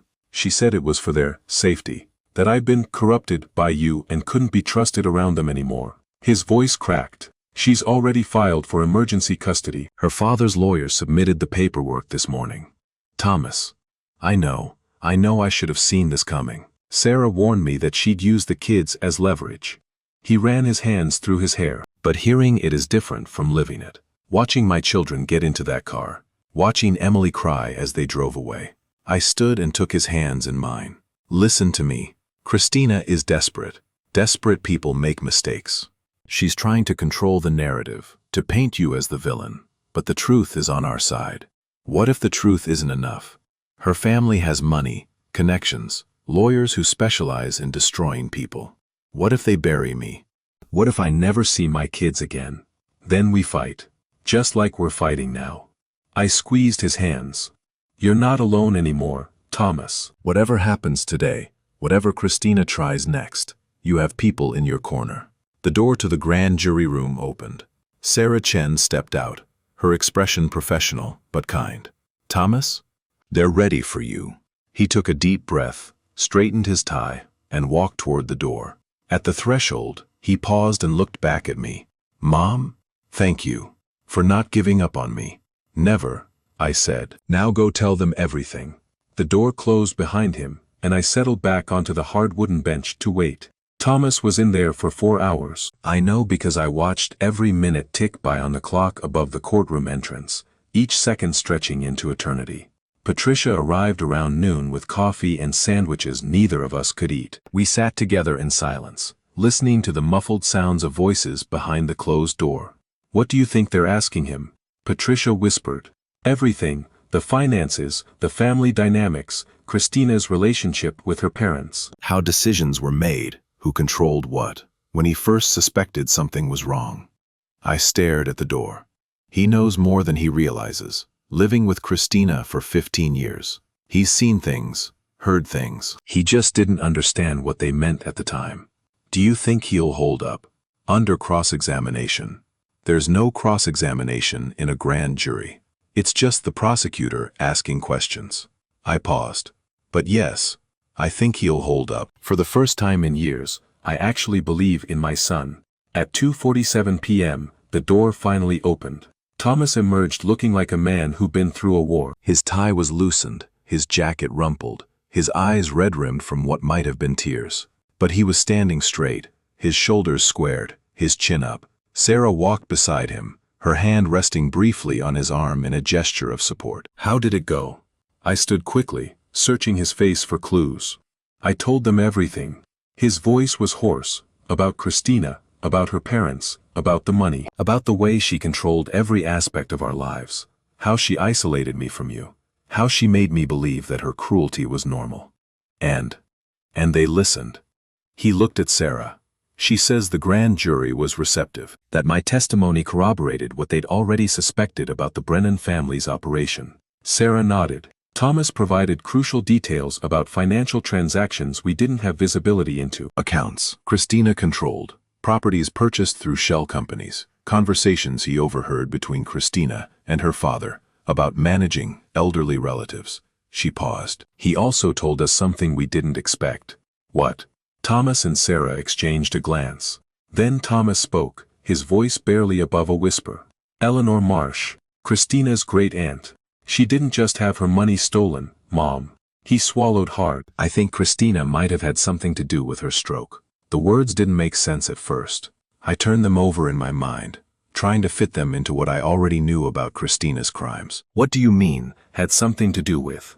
A few years ago, maybe 2018, I overheard Christina on the phone with her mother. She was laughing about how Aunt Ellie's little accident had solved all their problems. At the time, I thought she was being callous about a natural medical event.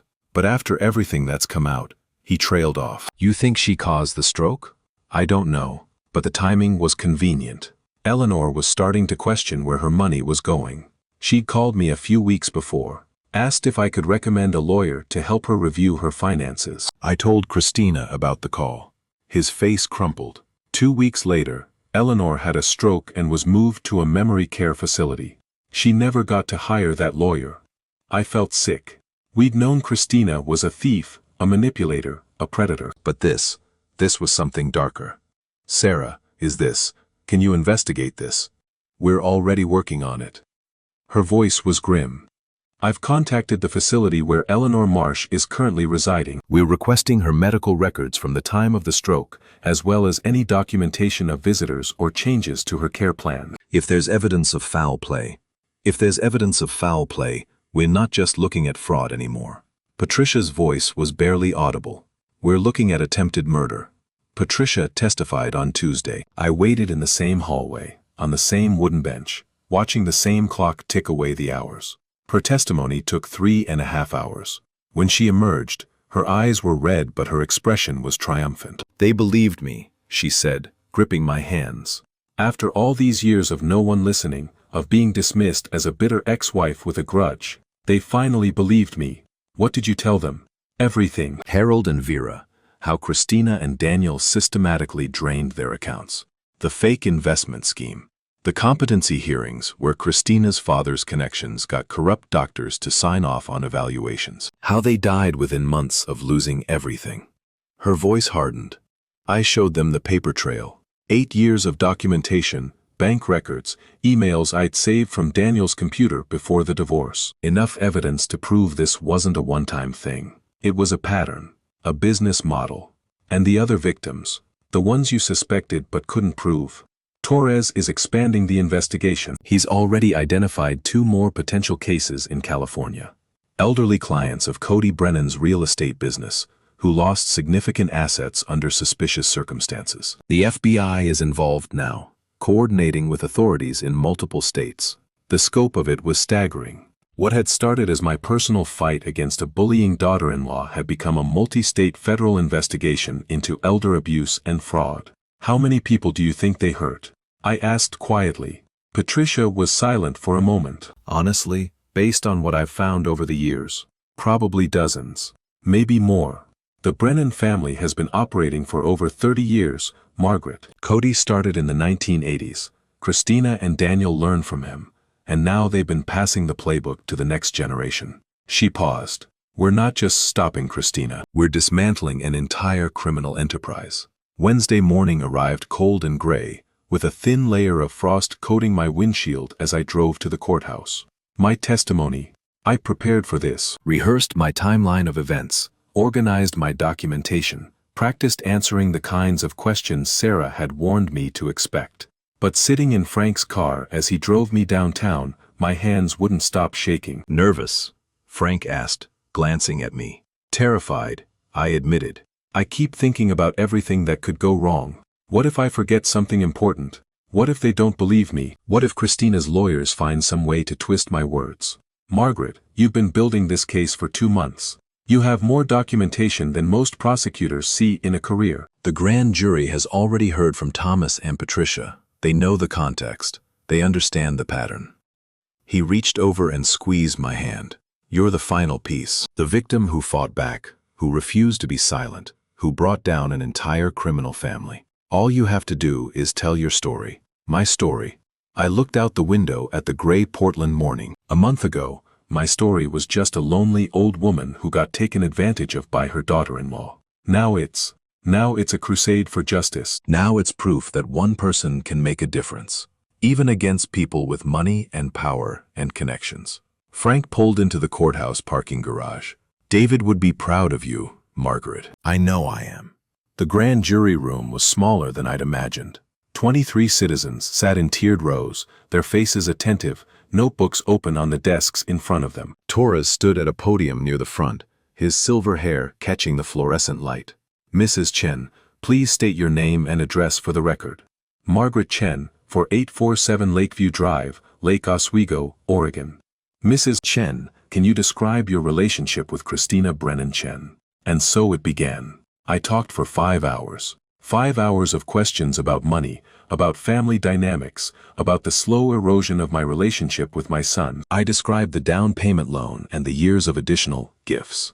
I explained how Christina had gradually excluded me from family events, how she'd convinced Thomas that my presence was problematic, how she'd talked about me behind my back while spending my money.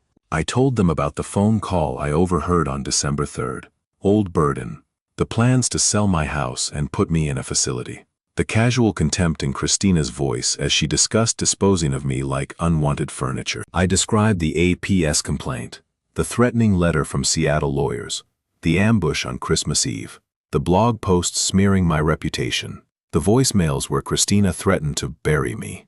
And I told them about David, about our 41 years together, about the life we'd built, about the son we'd raised who'd somehow lost himself in his wife's manipulation, about Maria's life insurance money, used to fund Christina's lifestyle while I ate peanut butter sandwiches to make ends meet. When I finished, the room was silent. Torres looked at the grand jury, then back at me. Mrs. Chen, is there anything else you'd like the grand jury to know? I thought about everything that had brought me to this moment. The years of silence, the sacrifices I'd made, the dignity I'd surrendered in the name of family peace. The woman I'd been, invisible, accommodating, afraid, and the woman I'd become. Just this, I said, my voice steady. I'm 68 years old. I've worked hard, loved deeply, and tried to be a good person. I never imagined that my own family would see me as nothing more than a source of money to be exploited. But when I finally understood what was happening, I refused to be a victim any longer. I hope my testimony helps protect other people from going through what I went through. No one deserves to be treated like a burden by the people who are supposed to love them. Torres nodded slowly. Thank you, Mrs. Chen. The grand jury appreciates your courage in coming forward. I emerged from the courthouse at 4:30 p.m., blinking in the weak winter sunlight. Frank, Patricia, and Thomas were waiting for me on the steps. How did it go? Patricia asked immediately. I think it went well. I felt hollow, emptied out, like I'd poured everything I had onto that witness stand.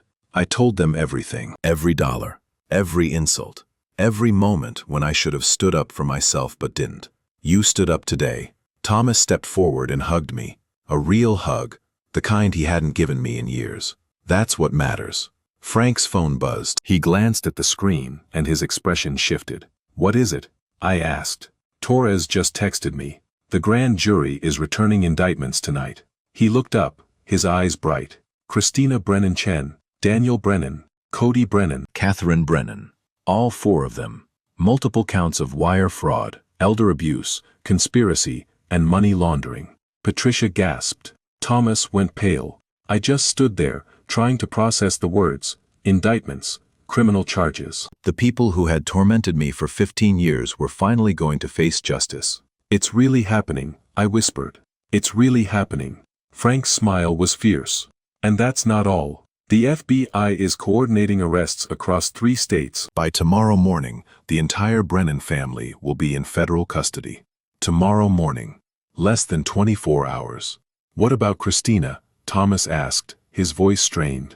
She's in Seattle with the kids. If she finds out about the indictments before they can arrest her.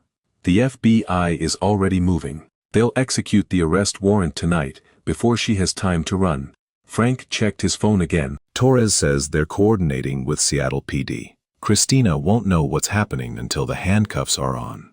I looked at my son, at the fear and hope and guilt written across his face. His wife, the mother of his children, was about to be arrested for federal crimes. Whatever relief he felt about finally being free of her must be mixed with terror about what came next. Thomas, Emily, and Jason. I know. His voice cracked. Torres said Child Protective Services will be there when they arrest Christina. The kids will be taken into temporary custody until a family court can determine placement. Can you get custody? I don't know. My lawyer is filing emergency motions tonight, arguing that I should be granted immediate temporary custody since I'm a cooperating witness with no criminal liability. He wiped his eyes. But Christina's family has resources. Even facing federal charges, they might try to fight me. Then we fight back. I took his hands. We've come this far. We're not stopping now. Frank's phone buzzed again. He read the message and looked up, his expression grim. There's one more thing. Torres says Christina made a phone call from Seattle an hour ago. To a reporter at the Oregonian. A reporter. What for? She's trying to get ahead of the story. Spin the narrative before the indictments become public. Frank showed me his phone screen. She's claiming that this is all a conspiracy orchestrated by a vindictive mother-in-law who manipulated federal prosecutors into pursuing false charges against an innocent family. Patricia laughed bitterly. Of course she is. That's the Brennan playbook. Attack, deflect, never admit fault. Will anyone believe her? I asked. Not after tomorrow. Frank pocketed his phone. Once the indictments are public, once people see the scope of what this family has done, Christina's narrative falls apart. She can spin all she wants. The evidence speaks for itself. That night, I sat alone in my kitchen, watching the clock tick toward midnight. Somewhere in Seattle, FBI agents were preparing to arrest my daughter-in-law. Somewhere in Portland, Thomas was lying awake, wondering if he'd ever see his children again. Somewhere in the Multnomah County Courthouse, prosecutors were finalizing paperwork that would change the course of multiple lives. And here I was. Margaret Chen, 68 years old, sitting in the house I'd shared with David, drinking tea, waiting for the world to shift on its axis. My phone buzzed at 11:47 p.m. A text from Sarah Chen. It's done. All 4 Brennans in custody. Kids are safe with CPS. Thomas's emergency custody motion will be heard at 9 a.m. tomorrow. I stared at the message for a long time. It's done. 2 words that contain 15 years of pain, 2 months of fighting, and a lifetime of learning to stand up for myself. I typed back, "Thank you. For everything." Her response came immediately. "Thank you, Margaret. You started this. You had the courage to fight back when most people would have given up. Don't ever forget that." I set down my phone and looked at David's photograph on the mantel. "We did it," I whispered. "It's finally over." But even as I said the words, I knew they weren't quite true. The arrests were just the beginning. There would be trials, testimonies, years of legal proceedings. Thomas would have to rebuild his life and his relationship with his children. Patricia would finally see justice for Daniel's parents. And I would have to figure out who I was now, without the fight that had defined me for the past 2 months. But that was tomorrow's problem. Tonight, I allowed myself to feel something I hadn't felt in 15 years. Victory. The headline hit the Oregonian at 6 a.m. on Thursday, January 16. Portland family arrested in multi-state elder fraud scheme. FBI alleges decades of financial exploitation. I read it over my morning coffee, watching the words blur and sharpen as tears filled my eyes. Not tears of sadness, tears of something I couldn't quite name. Relief, maybe. Or vindication. Or simply the release of 15 years of swallowed pain. The article was thorough. It named all 4 Brennans, detailed the charges against each of them, and quoted Torres extensively about the scope of the investigation. My name appeared too. A 68-year-old Lake Oswego woman whose complaint sparked the investigation, but the focus was on the criminals, not the victims. That was exactly how it should be. My phone started buzzing before I'd finished my first cup. Helen, calling from Sacramento. Patricia, texting congratulations. Frank, with updates about Thomas's custody hearing. Neighbors I hadn't spoken to in years, suddenly remembering that they'd always thought something was off about that daughter-in-law. I ignored most of them. There would be time for conversations later. Right now, I needed to be at the courthouse. Thomas's emergency custody hearing was scheduled for 9 a.m. in the Multnomah County Family Court. I arrived at 8:30, finding him pacing outside the courtroom with his lawyer, a sharp-eyed woman named Diana Reyes, who specialized in high-conflict custody cases. "How are you holding up?" I asked. "I haven't slept." He looked worse than he had during his grand jury testimony, if that was possible. "Every time I close my eyes, I see Emily's face when Christina put her in that car. The way she looked back at me, like she was waiting for me to save her." You're saving her now. That's what today is about. What if it's not enough? Christina's parents posted bail last night, $2 million each. They're already fighting the charges, claiming prosecutorial overreach, political persecution. And their lawyers filed a counter-motion for custody, arguing that I'm an unfit parent because I cooperated with the investigation against my wife. Diana stepped forward. "Thomas, we've been over this. Their motion is desperate and baseless. You have no criminal liability, you've been cooperative with authorities, and you have a stable home and income. The judge will see through their tactics. But Christina's family has connections." What if the judge is? The judge is Margaret Okonkwo. Diana smiled slightly. No relation to the APS investigator, but cut from the same cloth. She's been on the family court bench for 22 years, and she has zero tolerance for wealthy families who think they can buy their way out of accountability. I felt something loosen in my chest. Then we have a chance. We have more than a chance. Diana checked her watch. We have the truth. Now let's go get your children back. The courtroom was smaller than the grand jury chamber, more intimate. Judge Okonkwo presided from an elevated bench, her gray hair pulled back in a severe bun, her expression revealing nothing. On one side sat Thomas and Diana. On the other, a team of 3 lawyers representing Cody and Catherine Brennan. Christina herself was being held without bail on federal flight risk charges and couldn't attend. I sat in the gallery with Patricia, watching as both sides presented their arguments. The Brennan lawyers went first. They painted Thomas as an unstable man who had betrayed his own wife to federal prosecutors, who had abandoned his children by allowing them to be taken into CPS custody, who was clearly under the malign influence of his mother and her vendetta against the Brennan family. It was impressive in a nauseating way. They spoke with such conviction that I almost forgot they were defending people who'd been arrested for stealing from the elderly. Then Diana stood. "Your Honor, opposing counsel would have you believe that my client is the villain in this story, that a man who cooperated with a federal investigation into financial crimes is somehow less fit to parent than a woman who is currently facing 37 counts of wire fraud, elder abuse, and conspiracy." She paused, letting the number sink in. 37 counts. That's what Christina Brennan-Chen is charged with. Her parents face similar indictments. Her brother has already agreed to cooperate with prosecutors in exchange for a reduced sentence. This is not a family experiencing an unfortunate legal misunderstanding. This is a criminal enterprise that has been exploiting vulnerable people for over 2 decades. Diana walked to the bench and handed the judge a folder. "Your Honor, I'm submitting documentation of Thomas Chen's cooperation with authorities, his stable employment history, his lack of any criminal record, and character references from colleagues, neighbors, and family members. I'm also submitting the psychological evaluation conducted last week, which found Mr. Chen to be mentally sound, emotionally stable, and fully capable of providing a safe and nurturing environment for his children." Judge Okonkwo reviewed the documents, her face impassive. Additionally, Diana continued, "I'm submitting evidence that the children's current temporary guardian, their maternal grandparents, are themselves under federal indictment and therefore unsuitable custodians. CPS has already recommended that Emily and Jason be placed with their father pending trial."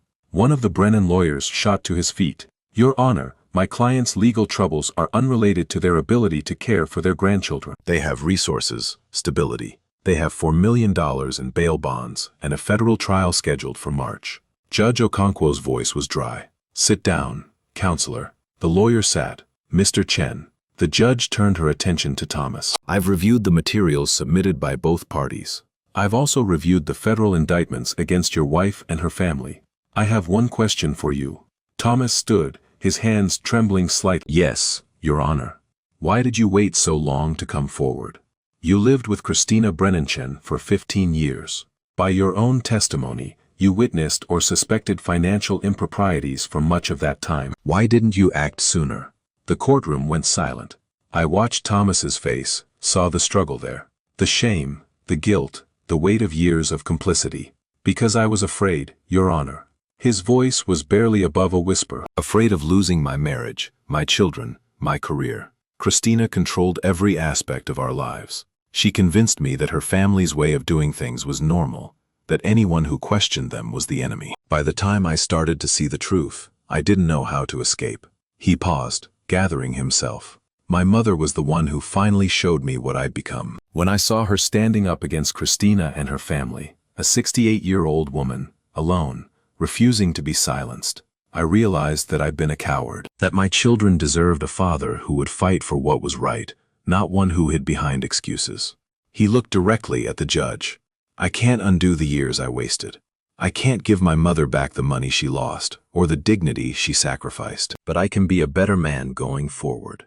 I can raise my children to know the difference between right and wrong, and I can teach them that it's never too late to stand up for yourself, even when you're scared. Judge Okonkwo studied him for a long moment. Then she turned to the Brennan lawyers. Do you have anything to add? Counselors. They exchanged glances. The lead attorney stood slowly. Your Honor, we maintain that the Brennan family has been unfairly targeted by an overzealous prosecution, and that. Save it for the federal trial. Judge Okonkwo picked up her gavel. Based on the evidence presented, I'm granting Thomas Chen immediate temporary custody of Emily and Jason Chen. The children will be released from CPS custody and placed with their father by 5 p.m. today. The Brennans' countermotion is denied. The gavel came down with a crack that echoed through the silent courtroom. Court is adjourned. Thomas collapsed into his chair, sobbing with relief. Diana patted his shoulder, already packing up her materials. Across the aisle, the Brennan lawyers gathered their things in stony silence. I wanted to go to my son, to hold him, to tell him that everything would be okay. But before I could move, one of the Brennan lawyers approached me. Mrs. Chen. His voice was ice. I hope you understand that this isn't over. My clients intend to fight these charges vigorously, and when they're exonerated, they'll be pursuing civil action against everyone who participated in this witch hunt, including you. I looked at him, at his expensive suit, his practiced sneer, his absolute certainty that money could fix anything. Your clients stole hundreds of thousands of dollars from elderly people. They destroyed family. They may have caused the death of at least one victim. I kept my voice level, and you think threatening me is going to change any of that? I think you have no idea what you started. You're wrong.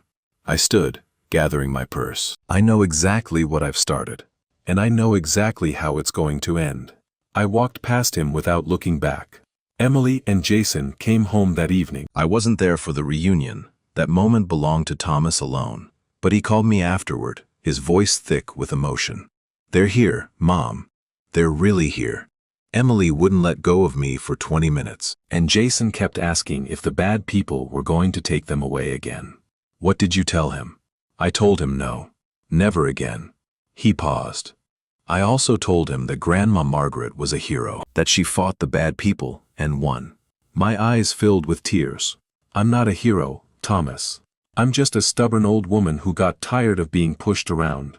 That's what heroes are, Mom. Ordinary people who refuse to give up. The days that followed blurred together in a haze of media coverage and legal proceedings. The Oregonian ran a follow-up series detailing the Brennan family's crimes. Reporters uncovered additional victims. Elderly clients of Cody's real estate business, distant relatives who'd been pressured into signing over assets, even a former business partner who'd been systematically cheated out of his share of a development project. The FBI expanded its investigation. Charges multiplied. By the end of January, the Brennan family faced a combined total of over 100 federal counts across 3 jurisdictions. And then there was Eleanor Marsh. The investigation into Christina's great-aunt had produced disturbing results.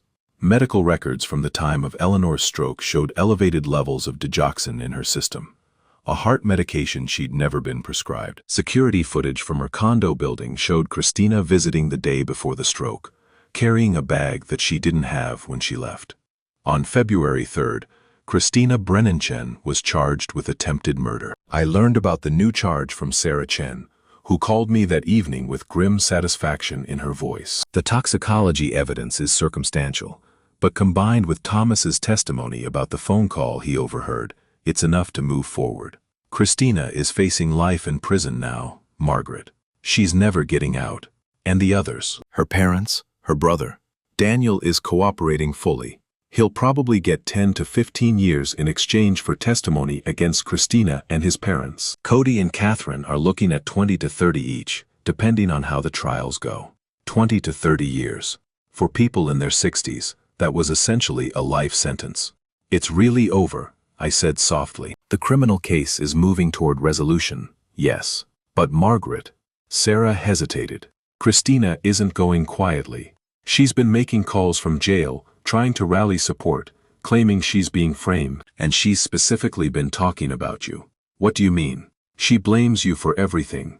In her mind, you're the villain who destroyed her perfect life. Her lawyers have advised her to stop talking, but she's not listening. Sarah paused. I wanted you to be aware. In case she tries something. She's in federal custody. What could she possibly do? Probably nothing. But desperate people do desperate things. Just be careful, okay? I promised I would and hung up the phone.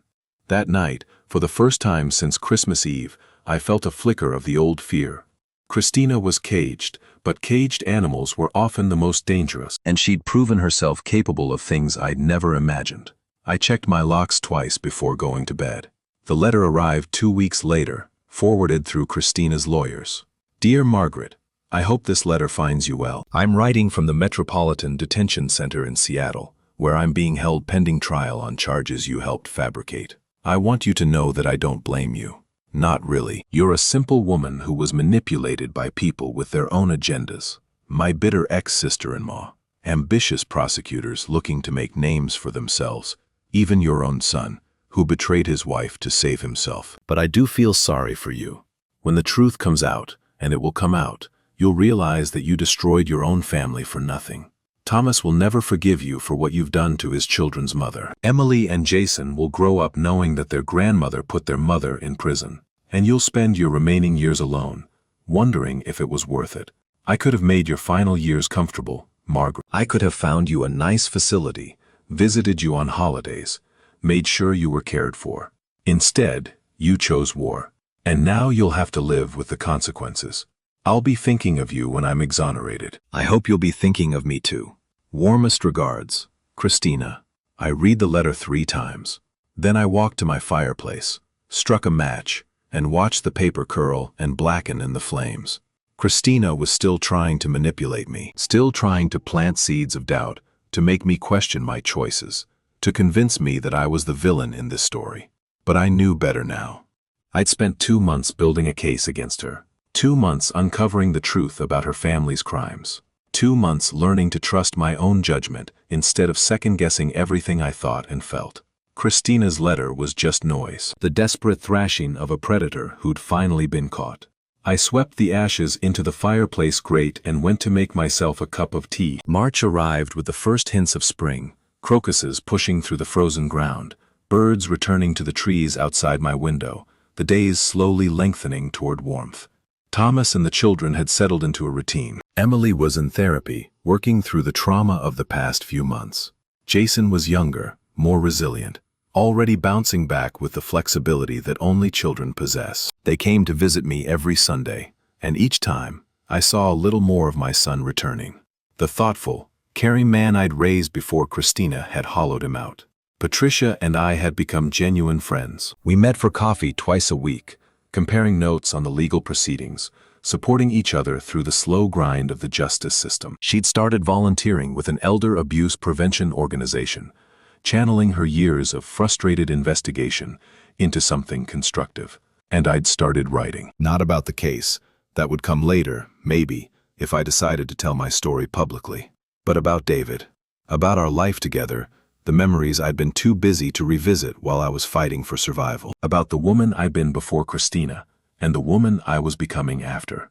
The words came slowly at first, then faster, pouring out of me like water from a broken dam. 41 years of marriage, compressed into pages that made me laugh and cry in equal measure. It felt like healing. It felt like coming home. One evening in mid-March, as I sat at my desk working on a chapter about David's proposal, my phone rang. Mrs. Chen? This is Michael Torres. I set down my pen. Mr. Torres. Is everything all right? More than all right. I could hear the smile in his voice. Christina Brennan Chen has accepted a plea deal. She's pleading guilty to 12 counts of wire fraud, elder abuse, and attempted murder. In exchange for avoiding trial, she's agreed to a sentence of 45 years to life. 45 years to life. Christina was 41 years old. Even with good behavior, she'd be in her 80s before she was eligible for parole. And her parents, Cody and Catherine, are still fighting the charges, but their defense is falling apart. Daniel's testimony has been devastating, and we keep finding more victims.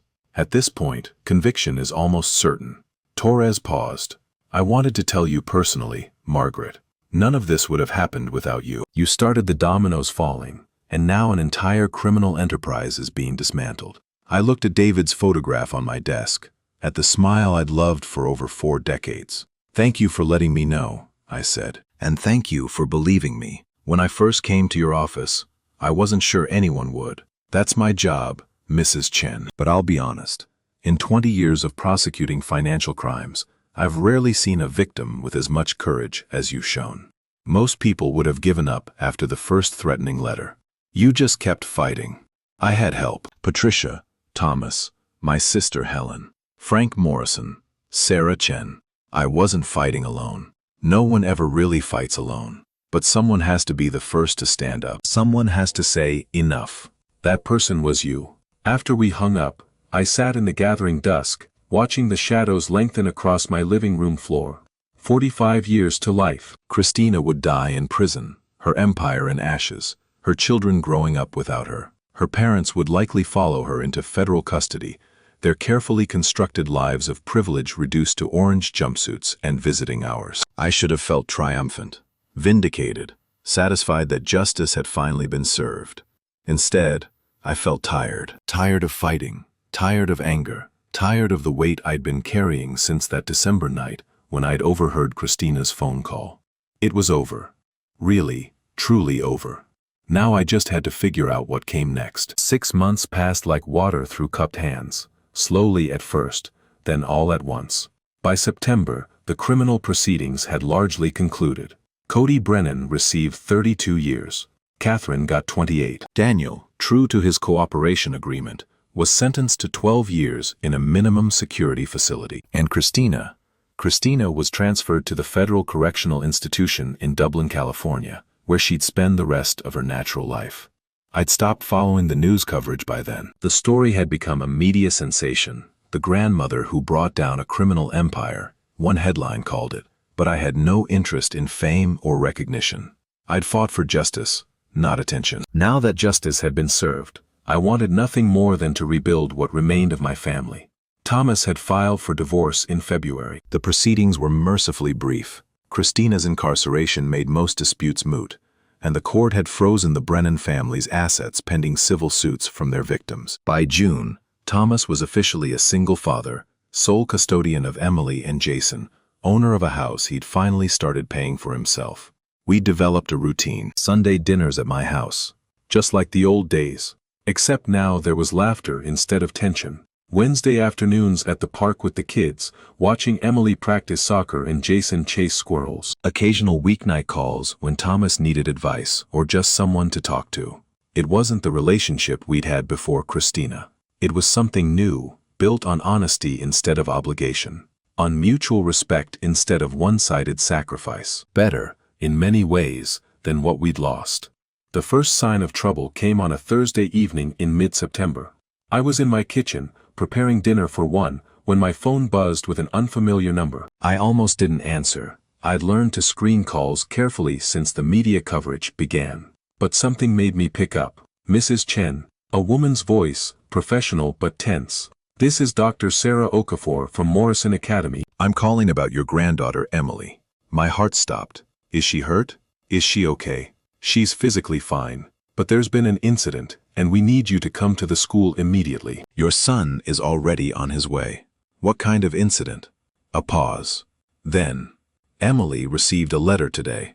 We believe it was from her mother. I broke several traffic laws getting to the school. Thomas was already in the principal's office when I arrived, his face pale and drawn. Emily sat beside him, tear-streaked and trembling, clutching a crumpled piece of paper in her small hands. Mrs. Chen, Dr. Okafor rose to greet me. Thank you for coming so quickly. What happened? Thomas spoke before the principal could answer. Christina somehow got a letter to Emily. Past the prison mail screening, past our lawyers, past everyone. It was in Emily's backpack when she got to school this morning. How is that possible? We're still investigating. Dr. Okafor's expression was grim, but it appears someone on the outside helped smuggle the letter out of the prison. It was hand-delivered to our front office, addressed to Emily, with no return address. I looked at my granddaughter, 9 years old, trying so hard to be brave, her whole body shaking with the effort of holding herself together. Sweetheart, can I see the letter? Emily looked at Thomas, who nodded. Slowly, she held out the crumpled paper. The handwriting was Christina's. I recognized the precise, elegant cursive from years of birthday cards and passive-aggressive notes. My dearest Emily, I know it's been a long time since we've talked. The people who took me away won't let me see you or Jason, even though I miss you both more than words can say. I need you to understand something very important. The things they told you about me, the bad things, the crimes they say I committed, none of it is true. Your grandmother Margaret lied to everyone. She was jealous of our family, jealous of how much Daddy loved me, and she made up stories to get me in trouble. I know this is hard to understand. You're so young, and the adults around you are telling you things that aren't true. But you're smart, Emily. You're my daughter, and I need you to help me. Ask Daddy why Grandma Margaret suddenly decided to destroy our family. Ask him why she waited until now, after all these years of helping us. Ask him if maybe, just maybe, she's the one who's been lying. I love you, sweetheart. I love Jason, and I will find a way back to you, no matter what it takes. Your mother, always. Christina. I read the letter twice, my hands steady even as rage boiled in my chest. Christina, even from prison, even facing 45 years to life, she was still trying to manipulate, still trying to turn my grandchildren against me, still refusing to accept that she lost. Emily. I crouched down to her level, setting the letter aside. Look at me, sweetheart. She raised her eyes to mine, and I saw the confusion there. The doubt. The terrible uncertainty of a child caught between competing narratives, not knowing what to believe. Do you want to know the truth about why your mother is in prison? She nodded slowly. Your mother did some very bad things. She took money from old people who couldn't protect themselves. She hurt people who trusted her. And when I found out about it, I told the police.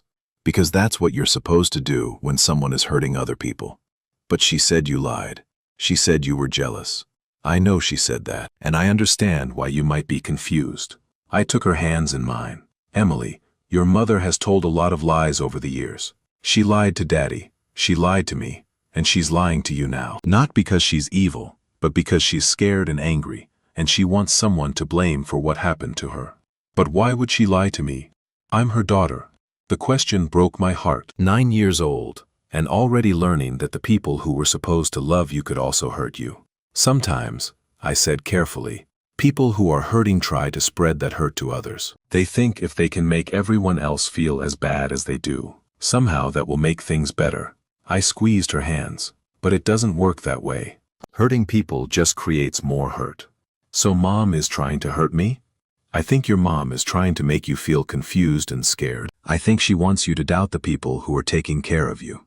Because if you doubt us, then maybe you'll believe her instead. I looked into her eyes. But I'm not asking you to believe me just because I say so. I'm asking you to look at what's actually happening. Who's been here for you every day since your mom went away? Who makes sure you're fed and safe and loved?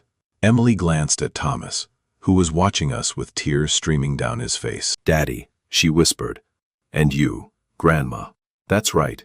And we're going to keep being here for you, no matter what letters your mom sends or what lies she tells. I pulled her into a hug. You don't have to figure this all out today. You don't have to choose sides or decide who's right. You just have to know that we love you, and we're not going anywhere. She clung to me for a long time, her small body trembling against mine. When she finally pulled back, some of the confusion had left her eyes. Grandma, is Mom ever going to get out of prison? I looked at Thomas over Emily's head. He gave a small, sad nod. Probably not, sweetheart. Not for a very, very long time. Good. The word came out hard, decisive, more adult than any 9-year-old should sound.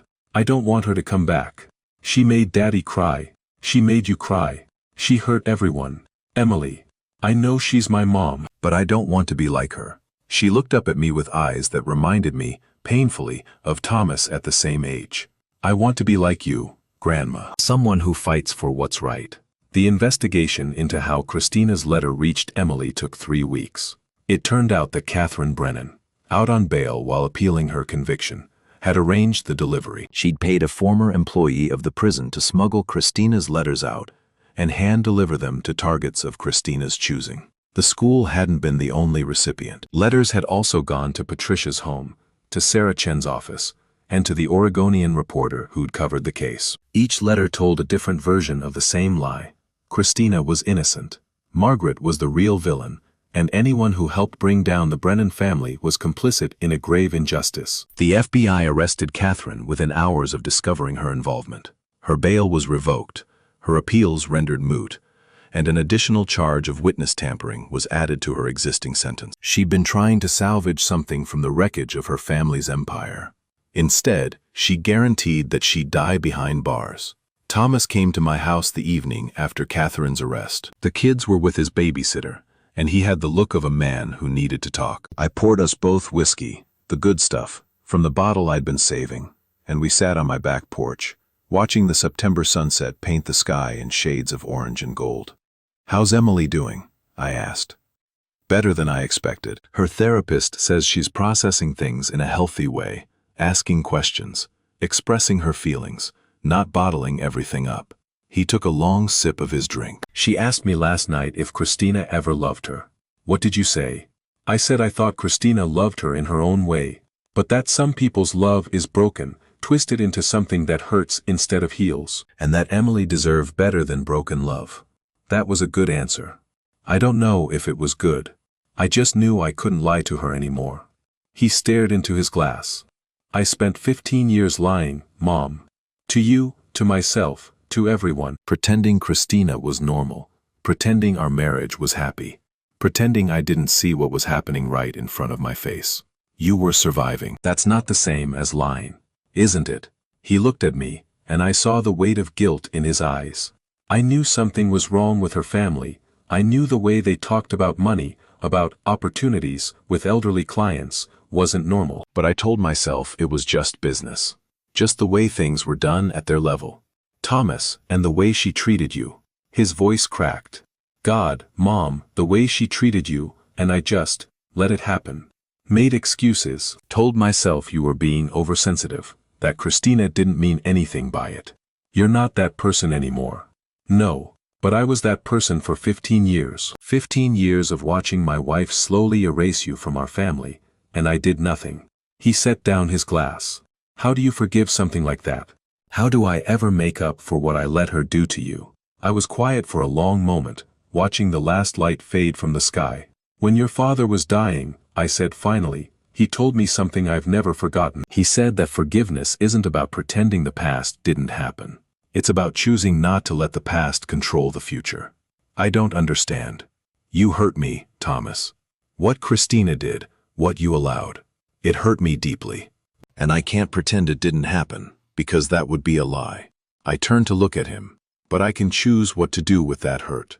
I can let it turn into bitterness, let it poison our relationship forever. Or I can acknowledge the pain, honor it, and then set it down so I can pick up something better.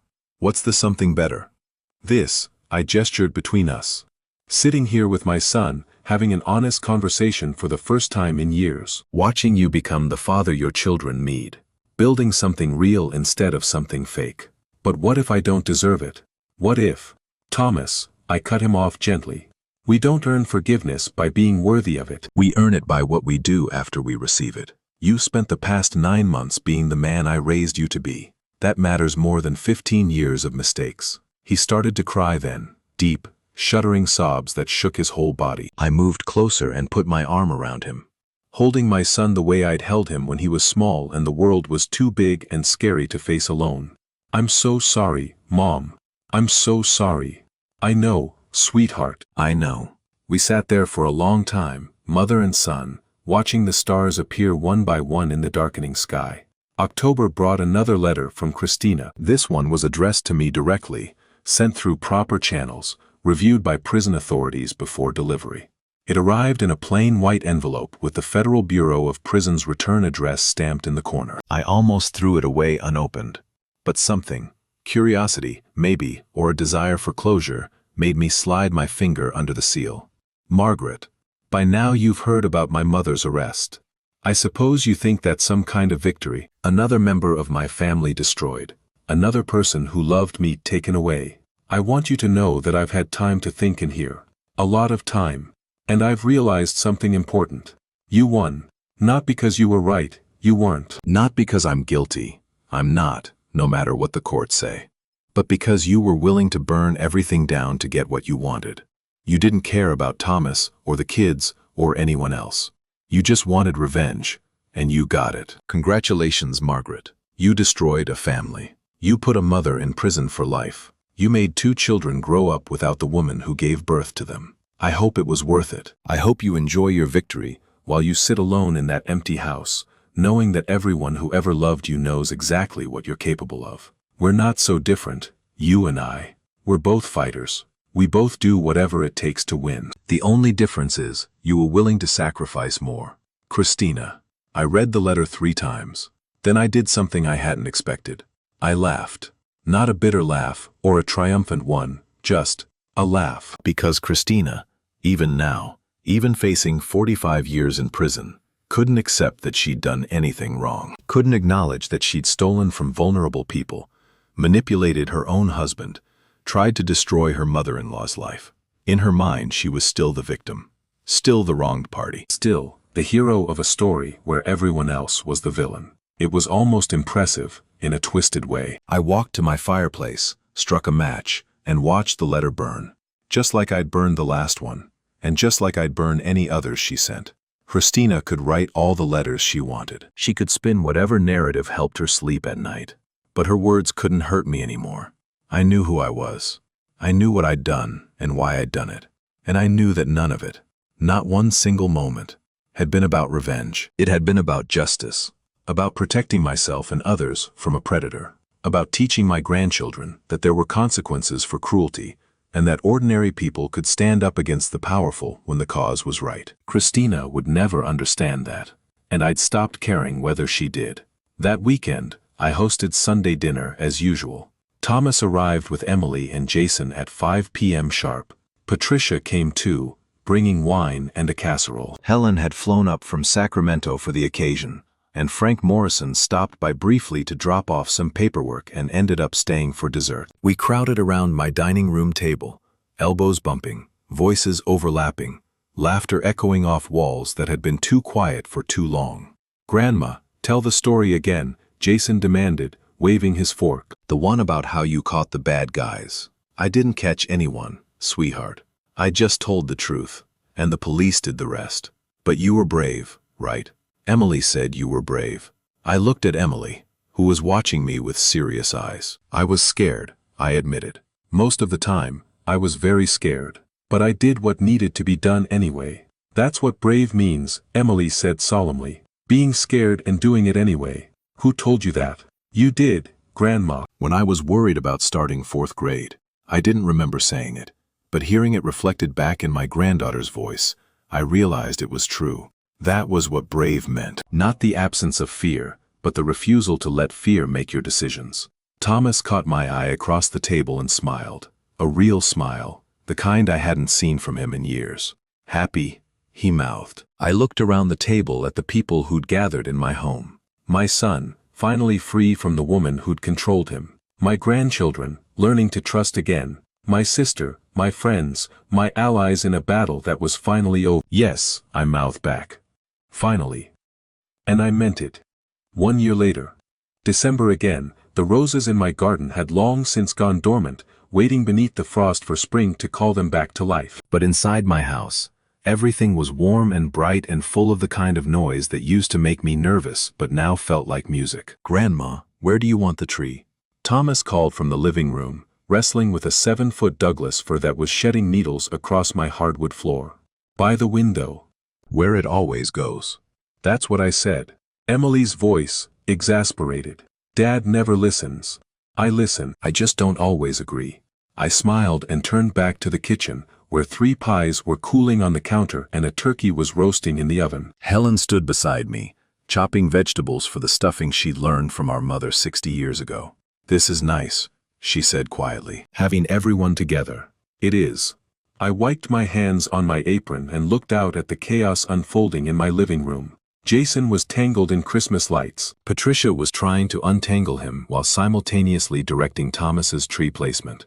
Emily was hanging ornaments with the serious concentration of a surgeon. 1 year ago, I'd spent Christmas Eve alone, listening to my daughter-in-law explain why I wasn't welcome at my own grandchildren's holiday dinner. Now my house was full of people who actually wanted to be here. "You're crying," Helen observed. happy tears. I blinked them away. I didn't know I had any of those left. The civil settlements had been finalized in August. The Brennan family assets, frozen since the arrests, had been liquidated and distributed among their victims. Eleanor Marsh's estate received $287,000, administered by a court-appointed guardian since Eleanor herself remained in memory care, unable to understand that justice had finally been served. The estates of Harold and Vera Brennan received $412,000, which Patricia had donated to the Elder Abuse Prevention Organization, where she now worked full-time. And I received $394,217.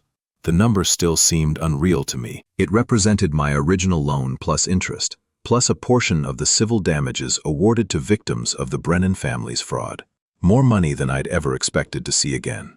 I'd thought long and hard about what to do with it. Some went into a college fund for Emily and Jason, money their mother had stolen, now returned to benefit the children she'd abandoned. Some went to the Lake Oswego Library, which had given me purpose during the lonely years when I had nothing else. Some went to the elder abuse hotline Rachel Okonkwo had told me about, the one that helped people like me find the courage to fight back. And some, $85,000, to be exact, went to Thomas.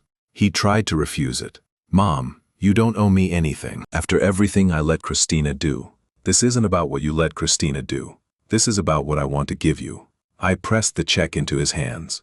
Consider it a down payment on a new life. He'd used the money to pay off the remaining mortgage on his house, the house I'd helped him buy, now finally and truly his own. No more payments to worry about.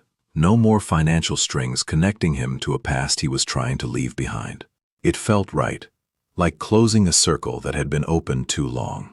The trial of Cody and Catherine Brennan had concluded in October. They'd fought to the bitter end, hiring the most expensive lawyers money could buy, attacking the credibility of every witness, claiming prosecutorial overreach and political persecution.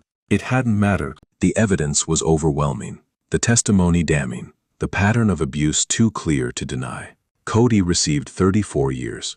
Catherine received 30. At their ages, it was effectively a death sentence. I hadn't attended the trial. There was no need. The prosecution had plenty of witnesses without me, and I had no desire to sit in a courtroom watching 2 people I despised try to wriggle out of accountability. But I'd watched the news coverage when the verdicts came in. Catherine had wept. Cody had shouted at the judge, at the jury, at his own lawyers. They'd been dragged from the courtroom, still protesting their innocence, still insisting that they were victims of a conspiracy orchestrated by a vindictive old woman who couldn't accept her proper place. I turned off the television and made myself a cup of tea. Their rage couldn't touch me anymore.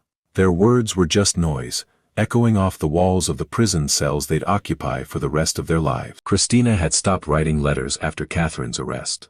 I didn't know if she'd given up or simply run out of people to blame. Either way, the silence was welcome. For the first time in over a year, I could check my mailbox without bracing for another poison message.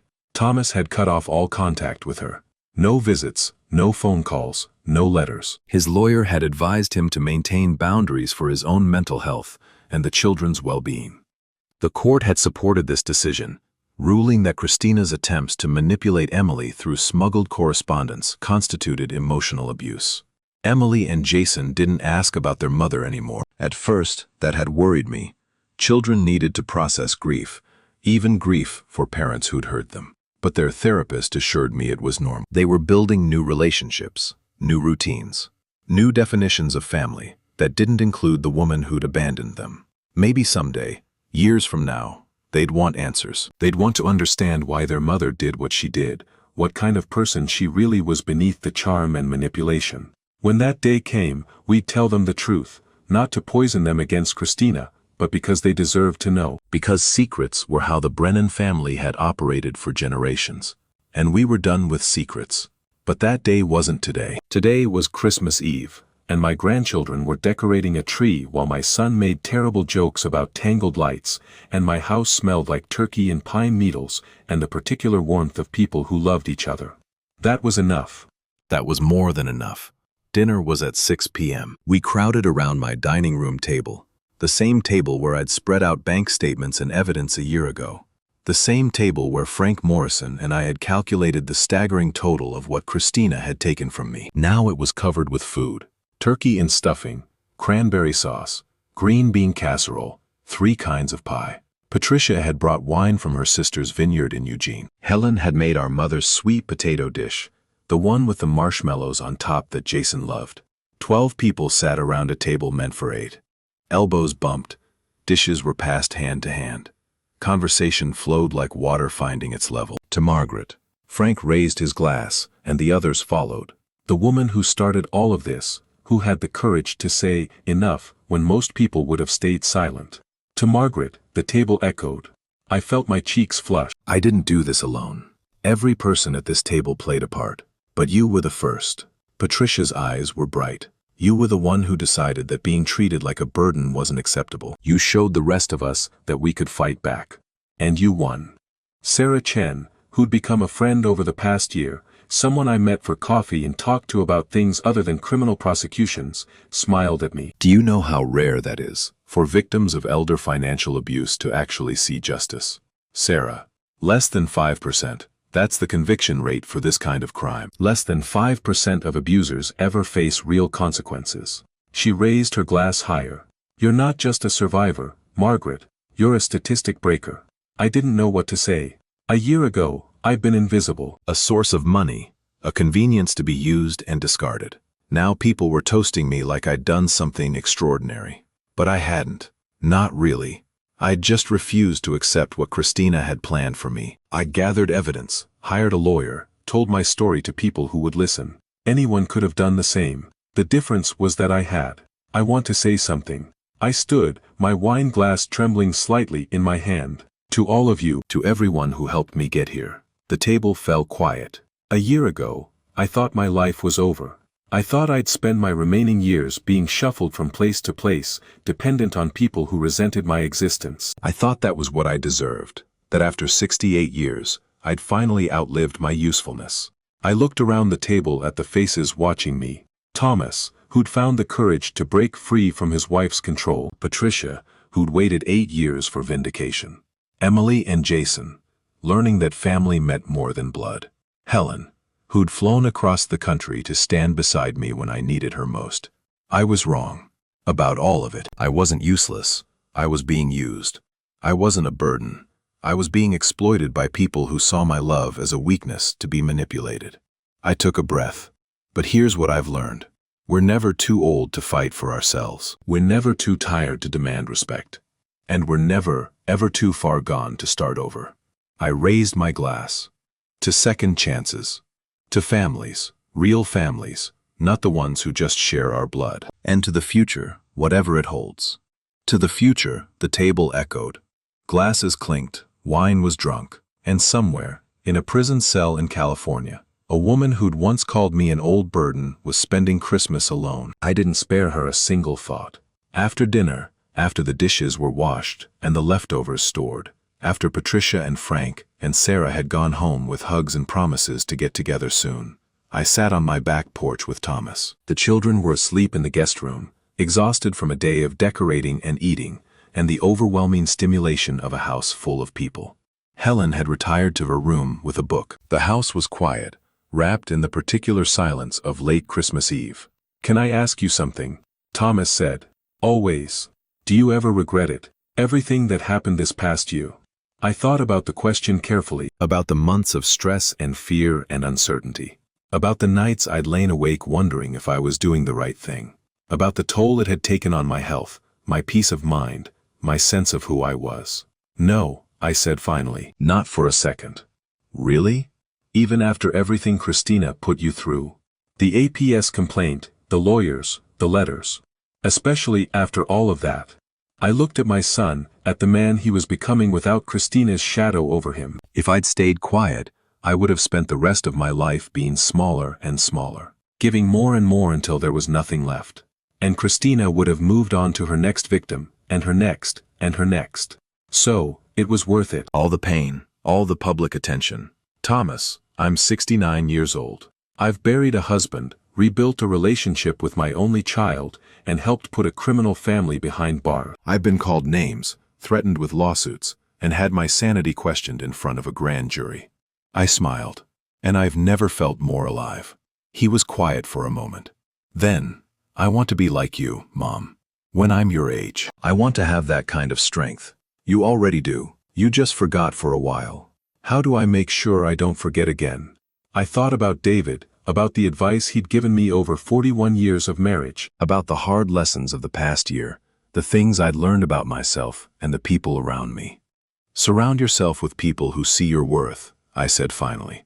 Not people who see what you can give them. And remember that loving someone doesn't mean accepting their abuse. Is that what you'd tell other people? Other parents going through what you went through? I'd tell them that it's never too late. That the first step is the hardest, but every step after that gets a little easier. And that they're worth fighting for, not because of what they can provide, but because of who they are. Thomas reached over and took my hand.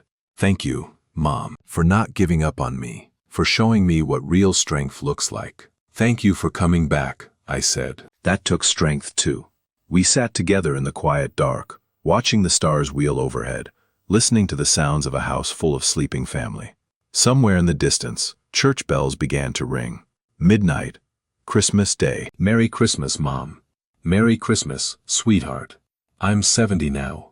My roses bloomed beautifully this spring, the best season they've had in years, maybe because I finally had time to tend them properly. Thomas bought me new gardening tools for my birthday. Emily helps me plant seedlings every Saturday morning, learning the names of flowers and the patience required to grow things. Patricia got promoted. She's now the director of the Oregon Elder Abuse Prevention Coalition, training social workers and prosecutors to recognize the signs of financial exploitation. She credits me with inspiring her career change, though I always tell her she did all the hard work herself.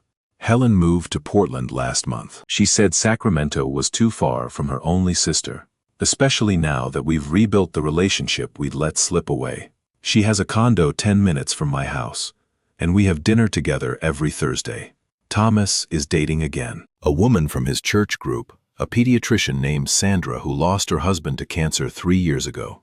She's kind and patient and makes Thomas laugh in ways I haven't heard since before Christina. Emily and Jason like her. I like her. We'll see where it goes. And me? I'm writing.